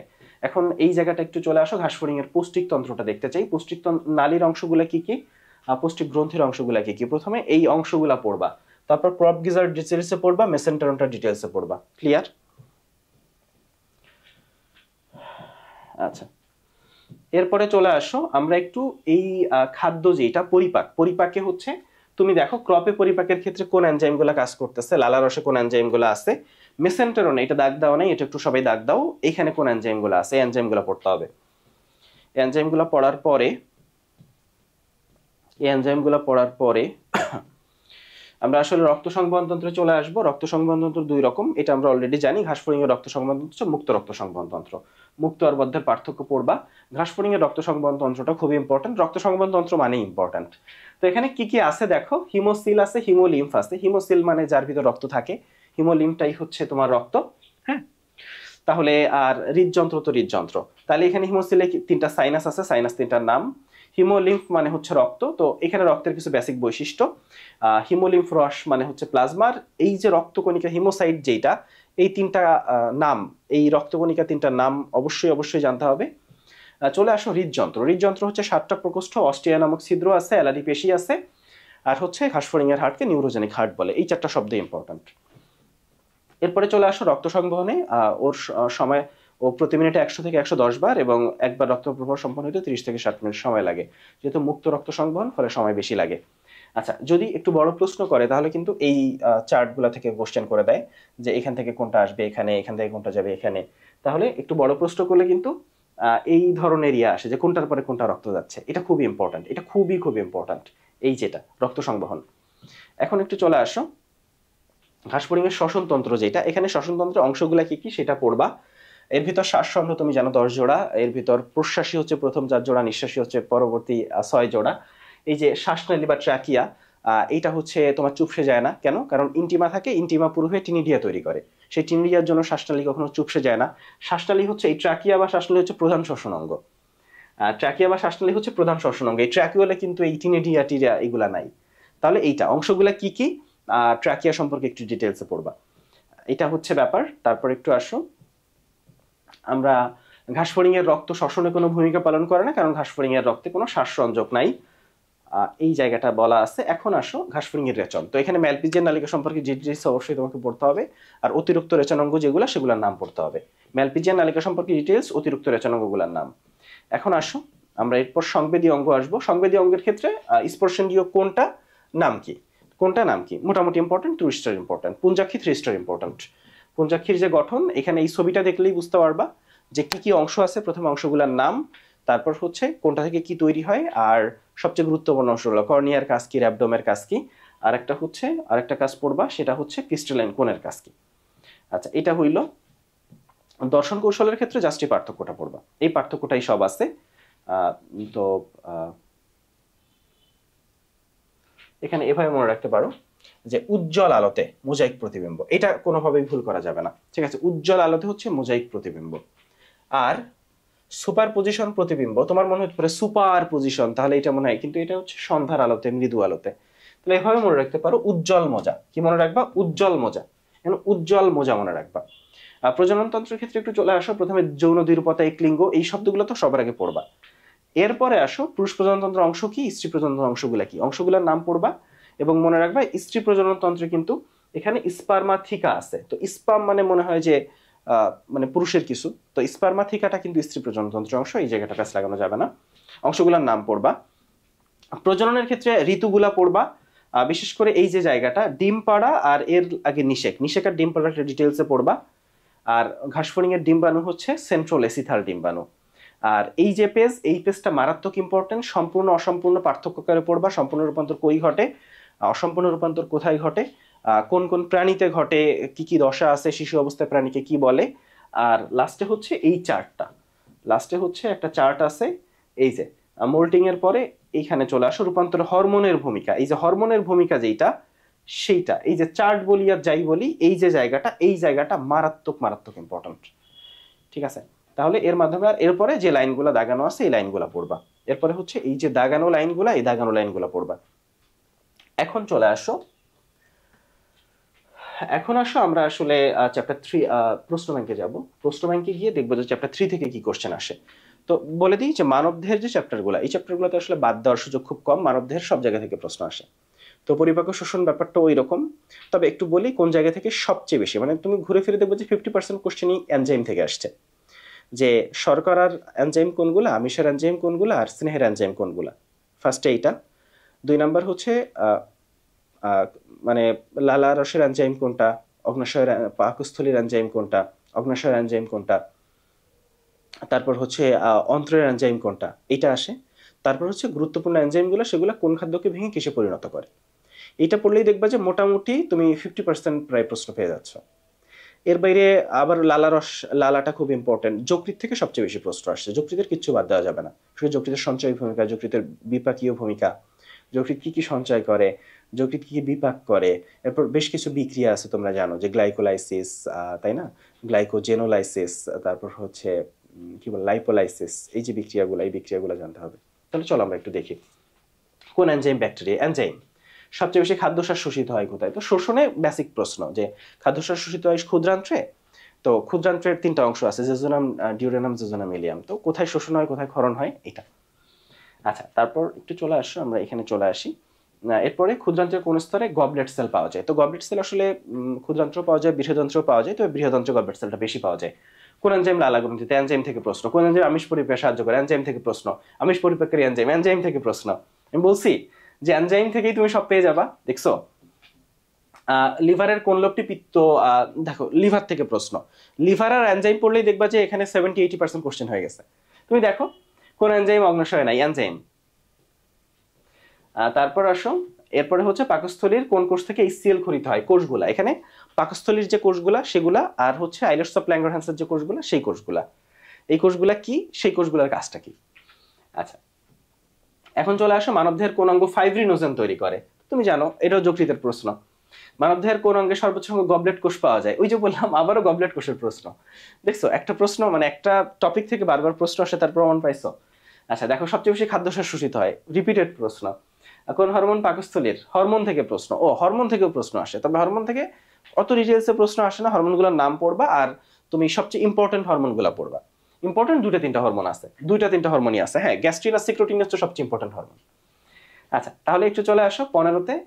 দাঁত, দাঁতের প্রশ্ন আসে, দন্ত সংকেত, বাচ্চাদের দন্ত সংকেত, এরপর হচ্ছে বড় মানুষের দন্ত সংকেত, এরপর হচ্ছে ওই যে টেস্ট বার থেকে প্রশ্ন আসে। ছোট টপিক কম প্রশ্ন আসে, যকৃৎ বড় টপিক বেশি প্রশ্ন আসে, এনজাইম বড় টপিক বেশি প্রশ্ন আসে। এই দুটো টপিক থেকে সবচেয়ে বেশি প্রশ্ন আসে। বিএমআই, ওই যে স্থূলতা থেকে প্রশ্ন আসছে। স্থূলতা থেকে কি প্রশ্ন আসে আমি বলি। এক হচ্ছে বিএমআই আসে, আর হচ্ছে কিছু রোগের কারণে তুমি মোটা হয়ে যাবা, আর মোটা হওয়ার পরে কিছু রোগ হবে। মোটা হওয়ার পরে কি, মোটা হওয়ার জন্য কি রোগ হয়, আর কোন রোগগুলোর জন্য তুমি মোটা হয়ে যাবা, এটা আর বিএমআইটা পড়বা। 17 নম্বরে চলে আসো, যকৃৎ। আবার যকৃতের প্রশ্ন, ক্ষুদ্রান্ত্রের অংশ। এই যে অংশগুলো এখানে কিন্তু পরিপাকেও দেখবা যে অংশ থেকে প্রশ্ন আসতেছে বারবার। ঠিক আছে, এর অংশ কোনটা, বৃহদন্ত্রের অংশ কোনটা। খাসপড়িও দেখবা যে বিভিন্ন অংশ থেকে প্রশ্ন, এর অংশ কোনটা, ওর অংশ না কোনটা। আচ্ছা তাহলে পেপসিনের ক্ষেত্রে কোনটা সত্য নয়, আবারও পেপসিন থেকে প্রশ্ন। হরমোন থেকে প্রশ্ন, স্থূলতার সাথে সম্পর্কযুক্ত রোগ। ওই যে বললাম তুমি যদি একটু মোটা হয়ে যাও, স্থূল হয়ে যাও, তাহলে কি রোগগুলো হবে। মাইক্রোভিলাই, ক্ষুদ্রান্ত্র। তো এখানে হচ্ছে ক্ষুদ্রান্ত্রের গঠন থেকে প্রশ্নটা আসছে। এরপর আমরা দেখতে চাই হচ্ছে অতিরিক্ত গ্লুকোজ থেকে যকৃত সঞ্চিত পলিস্যাকারাইড কোনটা। তো এখানে যেই ব্যাপারটা সেটা হচ্ছে ওই যে গ্লাইকোলাইসিস, গ্লাইকোজেনেসিস, এই জায়গাগুলো। গ্লাইকোলাইসিস না, গ্লাইকোজেনেসিস, গ্লাইকোজেনোলাইসিস, এই প্রশ্নগুলো আসছে। অগ্নাশয়ের আলফা কোষ থেকে, ওই যে বললাম অগ্নাশয়ের কোষ আর পাকস্থলীর গ্যাস্ট্রিক গ্রন্থির কোষগুলার কাজ, কোষগুলা কি, কোষগুলার কাজ কি। আচ্ছা এখন আসো, লালা গ্রন্থি থেকে নিঃসৃত হয় না, এটা এনজাইমের কাজ। আচ্ছা এরপরে হচ্ছে জিহ্বার কোন অংশ লবণাক্ততা স্বাদ গ্রহণ করে, টেস্ট বার্ডের প্রশ্ন। লাইপোলাইটিক এনজাইম কোনটা, এনজাইমের প্রশ্ন। এরপর বিএমআই এর প্রশ্ন, স্থূলতার প্রশ্ন। 28 নম্বর স্থূলতার প্রশ্ন। ভিটামিন, যকৃতের প্রশ্ন। আমিষ, এনজাইমের প্রশ্ন, যকৃতের প্রশ্ন। তারপর হচ্ছে কোন হরমোন, হাইড্রোক্লোরিক। তারপর হচ্ছে অ্যামিনো অ্যাসিড শোষণ হয় কোথায়। তাহলে তুমি ব্যাপারটা ঘুরে ফিরে খেয়াল করছো যে তোমার ঘুরে ফিরে তুমি যদি যকৃত আর এনজাইম পড়ো, ম্যাক্সিমাম প্রশ্ন তুমি পেরে যাবে। চলো আমরা একটু বই দেখি। প্রথমে তুমি সবচেয়ে গুরুত্বপূর্ণ একটু বলি, এই জায়গাটা পৌষ্টিক নালীর অংশগুলা কি, কার দৈর্ঘ্য কতটুকু, পাকস্থলীর পার্ট কি, ক্ষুদ্রান্ত্রের পার্ট কি, বৃহদান্ত্রের পার্ট কি। পৌষ্টিক গ্রন্থি পাঁচটা, পাঁচটার নাম, কোনটা পৌষ্টিক গ্রন্থি কোনটা পৌষ্টিক গ্রন্থি না আসতে পারে। আচ্ছা এরপরে চলে আসবা তুমি, এখানে যে পরিপাককারী এনজাইম আছে এটা এখান থেকে না পড়ে ওই যে চার্ট আছে না, এক পেজ, পুরো এক পেজ জুড়ে একটা চার্ট, ওই চার্ট থেকে পড়বা এই পরিপাককারী এনজাইমগুলা। তো এটা খুবই আসে, আমিষ পরিপাককারী এনজাইম কোনটা, শর্করা লিপিড পরিপাককারী এনজাইম কোনটা, আর হচ্ছে তোমার কি জানো প্রোটিন পরিপাককারী এনজাইম কোনটা, এটা খুব আসে। এখন আসো এই জায়গায় তুমি টেস্ট বার্ড নিয়ে কিচ্ছু বাদ দিবা না, টেস্ট বার্ড নিয়ে কিচ্ছু বাদ দিবা না। ঠিক আছে, আরেকটা জায়গা আছে যে সফট প্যালেটের কাজ কি, হার্ড প্যালেটের কাজ কি, আর এপিগ্লটিসের কাজ কি, এটা পড়বা। আচ্ছা তো এখানে টেস্ট বার্ড নিয়ে কিচ্ছু বাদ দেবে না, টেস্ট বার্ড মারাত্মক ইম্পর্টেন্ট। লালা খুব ইম্পর্টেন্ট, লালাতে লাইসোজাইম এনজাইম আছে, লালাতে কোন এনজাইম আছে কোন এনজাইম নাই। হ্যাঁ টম আছে, টায়ালিন মল্টেজ। তারপর হচ্ছে লালা গ্রন্থিগুলা কি, সবচেয়ে বড় লালা গ্রন্থি কোনটা, তাহলে লালার কিচ্ছু বাদ দিবা না। আচ্ছা এই যে এখানে হার্ড প্লেটের কাজ আছে, সফট প্লেটের কাজ আছে, আর সাথে এপিগ্লটিসের কাজটা, এই তিনটা একসাথে পড়ে ফেলবা। আচ্ছা এরপরে আসো লালার এনজাইম, এই এনজাইমগুলো একসাথে পড়বা। এবার আসো দাঁত। তো দাঁতের সংকেতটা আসে মেইনলি, আর দাঁতকে কি কি নামে ডাকে, ডাইফায়োডন্ট, থিকোডন্ট, হেটেরোডন্ট, এই নামগুলোতে ডাকে। এরপরে আমরা চলে আসবো পাকস্থলীর পরিপাক। তো পাকস্থলীর এই অংশগুলা কি আছে, পাকস্থলীর যদি দৈর্ঘ্য প্রস্থ থাকে আর অংশগুলার নাম কি, এটাই পড়বা। এটা পড়ার পরে হচ্ছে তোমার পরিপাকের ক্ষেত্রে ওই যে পাকস্থলীতে শর্করা পরিপাকের এনজাইম নেই, আমিষ পরিপাকের এনজাইম কারা, লিপিড পরিপাকের এনজাইম কারা, তাদের কাজটা কি, এখানে এনজাইমটাই পড়া।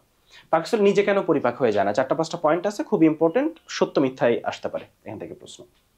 আচ্ছা আর গ্যাস্ট্রিক আলসার হয় কি কি রেজানে, ক্ষুদ্রান্ত্রের ক্ষেত্রে চলে আসো আবারও, ক্ষুদ্রান্ত্রের অংশগুলো কি কি, কোন অংশের দৈর্ঘ্য কতটুকু। আচ্ছা তো তারপর এখানে কি আছে, যে লাইনগুলো দাগানো আছে সেগুলো তো অবশ্যই পড়বা। তো এরপরে চলে আসো, আমরা একটু দেখতে চাই, হ্যাঁ স্নেহ পরিপাকের ক্ষেত্রে দেখবা যে স্নেহ মানে আমিষ পরিপাকের অনেক এনজাইম পাবা, লিপিড পরিপাক তোমার প্রোটিন পরিপাককারী অনেক এনজাইম পাবা, কিন্তু স্নেহ পরিপাককারী এনজাইম আসলে তেমন পাবা না। কেন পাবা না? কারণ স্নেহ পরিপাককারী একটাই এনজাইম ঘুরে ফিরে দেখবে যে লাইপেজ। কারণ স্নেহ খাদ্যগুলো নর্মালি পরিপাক হইতে চায় না, এদের ক্ষেত্রে ইমালসিফিকেশন হয়, এই যে পিত্ত লবণগুলো ইমালসিফিকেশন করে। ফলে এই যে ইমালসিফিকেশন, কিছু পিত্ত লবণ আছে, কিছু পিত্ত রঞ্জক আছে, এই পিত্ত লবণ কারা, পিত্ত রঞ্জক কারা, এরা কি করে, এই জায়গাগুলো জানতে হবে।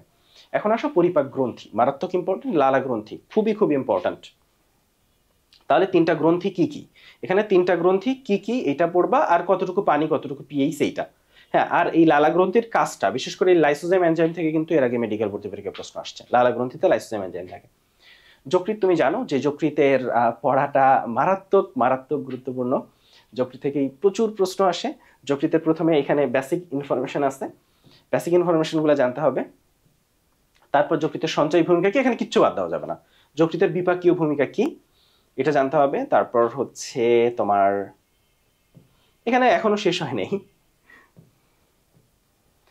আচ্ছা, তো এই হচ্ছে ব্যাপার। এখন আসো পিত্তরসের পড়া। পিত্তরসের পড়াও ইম্পর্টেন্ট। তো পিত্তরস যেহেতু ছোট টপিক, প্রশ্ন কম আসে, এই হচ্ছে আসল ঘটনা। হ্যাঁ, তো পিত্তরসে এই জায়গায় ইমালসিফিকেশন, তারপর হচ্ছে যে পেরিস্টালসিস করে, আর কি কি ভিটামিনকে শোষণে সহায়তা করে। আচ্ছা, এখন অগ্নাশয়ের ক্ষেত্রে আসবা। অগ্নাশয়ের সবচেয়ে ইম্পর্টেন্ট আলোচনা হচ্ছে অগ্নাশয় একটা মিশ্র গ্রন্থি। বেসিক আলোচনা তো পড়বা, তবে অগ্নাশয়ের সবচেয়ে ইম্পর্টেন্ট হচ্ছে এটা একটা মিশ্র গ্রন্থি। এরপরে শুক্রাশয়, ডিম্বাশয় এগুলোও মিশ্র গ্রন্থি। আর যকৃৎ একই সাথে বহিঃক্ষর ও অন্তঃক্ষরা গ্রন্থি। আচ্ছা, আর নিচে চলে আসবা। এই জায়গাটায় অগ্নাশয়ের আইলেটস অফ ল্যাঙ্গারহ্যান্সের যে চারটা কোষ, সেই চারটা কোষের কোনটার কাজ কি, খুবই খুবই গুরুত্বপূর্ণ। তো পরিপাকে অগ্নাশয়ের ভূমিকা। আচ্ছা, এরপরে চলে আসো গ্যাস্ট্রিক গ্ল্যান্ড। গ্যাস্ট্রিক গ্ল্যান্ডেও 4 রকম কোষ আছে, সেই 4 রকম কোষ কি, তার কার কার কার কাজ কি, খুবই গুরুত্বপূর্ণ। এরপরে আন্তরিক গ্রন্থি, এখানে কি কি কোষ আছে সেই জায়গাটা একটু দেখবা। এরপরে আসো পরিপাকে স্নায়ুতন্ত্র হরমোনের ভূমিকা। তো এখানে দেখো এই যে ছবিটা, এখানে 3টা হরমোন ইম্পর্টেন্ট, গ্যাস্ট্রিন, সিক্রেটিন আর কোলিসিস্টোকাইনিন। এই গ্যাস্ট্রিন, সিক্রেটিন, কোলিসিস্টোকাইনিন এই 3টা হরমোনের কাজ কি পড়বা। এই 3টা হরমোনের কাজ কি পড়বা। তারপর আসো এরপরে হচ্ছে হরমোনগুলা। তো হরমোনগুলার ভিতর গ্যাস্ট্রিন আর সিক্রেটিন এই দুইটা কিচ্ছু বাদ দিবা না, দেখবা যে ঘুরে ফিরে এই দুইটা থেকেই প্রশ্ন আসে। আর বাকি যে হরমোনগুলা সেগুলোর নাম পড়বা, সেগুলোর মেইনলি নাম পড়বা। একটু এখানে চলে আসো। এখানে গ্রিলিন নামে একটা হরমোন আছে যেটা ক্ষুধার উদ্রেক করে, আর পিপি আর পিওয়াই দুইটা হরমোন যেটা খাওয়ার পরে তৃপ্তি দেয়। আচ্ছা, এই জায়গাটা আমরা জানবো। এই চার্ট তো মানে 10 স্টার, আমি নর্মালি 2 স্টার 3 স্টার বলি, এই চার্ট হচ্ছে 10 স্টার। 50% কোশ্চেন দেখবে যে এই চার্ট থেকে আসছে। এখানে কি পড়বা, পড়বা প্রথমে কার্বোহাইড্রেট পরিপাককারী কারা, প্রোটিন পরিপাককারী কারা, লিপিড পরিপাককারী কারা। 2 নম্বরে এসে পড়বা যে মুখবিবর থেকে বা লালা গ্রন্থি থেকে কি রস খরিত হয়, কোন এনজাইম, পাকস্থলী থেকে কোন এনজাইম, অগ্নাশয় থেকে কোন এনজাইম, আর ক্ষুদ্রান্ত থেকে কোন এনজাইম, এইগুলা পড়বা। থার্ড ডে তুমি গুরুত্বপূর্ণ যেগুলা এনজাইম, গুরুত্বপূর্ণ এনজাইম কোনগুলো একটু বলি। Ptyalin, maltase, pepsin important. তারপর হচ্ছে এখানে অ্যামাইলেসটা ইম্পর্টেন্ট, ট্রিপসিন, কাইমোট্রিপসিনটা ইম্পর্টেন্ট, লাইপেসটা ইম্পর্টেন্ট, এইগুলো ইম্পর্টেন্ট, ল্যাকটেজ, মল্টেজ ইম্পর্টেন্ট। তাইলে এই যে এনজাইমগুলো, এই এনজাইমগুলো ইম্পর্টেন্ট, এরা কোন খাদ্যকে কিসে কনভার্ট করে। এখন শোষণ আসো। তো শোষণের ক্ষেত্রে তোমরা জানো যে ক্ষুদ্রান্ত শোষণ হয়। তো ক্ষুদ্রান্তের 3টা অংশ আছে, কোথায় কি শোষণ হয় সেই জায়গাটা তোমাকে জানতে হবে। এবং ক্ষুদ্রান্তে তুমি একটু খেয়াল করবা যে ক্ষুদ্রান্তের ভিলাই আছে, মাইক্রোভিলাই আছে, ব্রাশ বর্ডার আছে, এই শব্দগুলোর সাথে, এই শব্দগুলো থেকে প্রশ্ন হয়। আর তারপর একটু চলে আসো এই যে শোষণ, এটা একটু বুঝে বুঝে পড়তে হবে। শোষণ 2 ভাবে হয়, সক্রিয় শোষণ আর নিষ্ক্রিয় শোষণ, অর্থাৎ ব্যাপনের মাধ্যমে শোষণ হয়। ফলে সক্রিয় শোষণটা তোমাকে ডিটেইলসে পড়তে হবে, নিষ্ক্রিয় পরিশোষণ যেটা সেটা তোমাকে ডিটেইলসে পড়তে হবে। এখন আসো, এবং বিশেষ করে স্নেহটা একটু বুঝে বুঝে পড়বা। এই যে স্নেহ কিভাবে পরিপাক হয়, এই লিপিডটা, এটা থেকে সত্য মিথ্যা আসতে পারে, ফলে এটা লিপিড কিভাবে পরিপাক হয় সেটা একটু ডিটেইলসে পড়তে হবে। আর বৃহদান্ত্রের অংশগুলোর নাম কি সেইটাই পড়বা। তো বৃহদান্ত্রে আসলে ওইভাবে পরিপাক হয় না, খুবই সামান্য পরিমাণ পরিপাক হয়, 10%-এর মতো পরিপাক হয়। এরপরে এই যে হাইড্রোজেন সালফাইডের জন্য মল দুর্গন্ধযুক্ত হয়, এই তথ্যটা।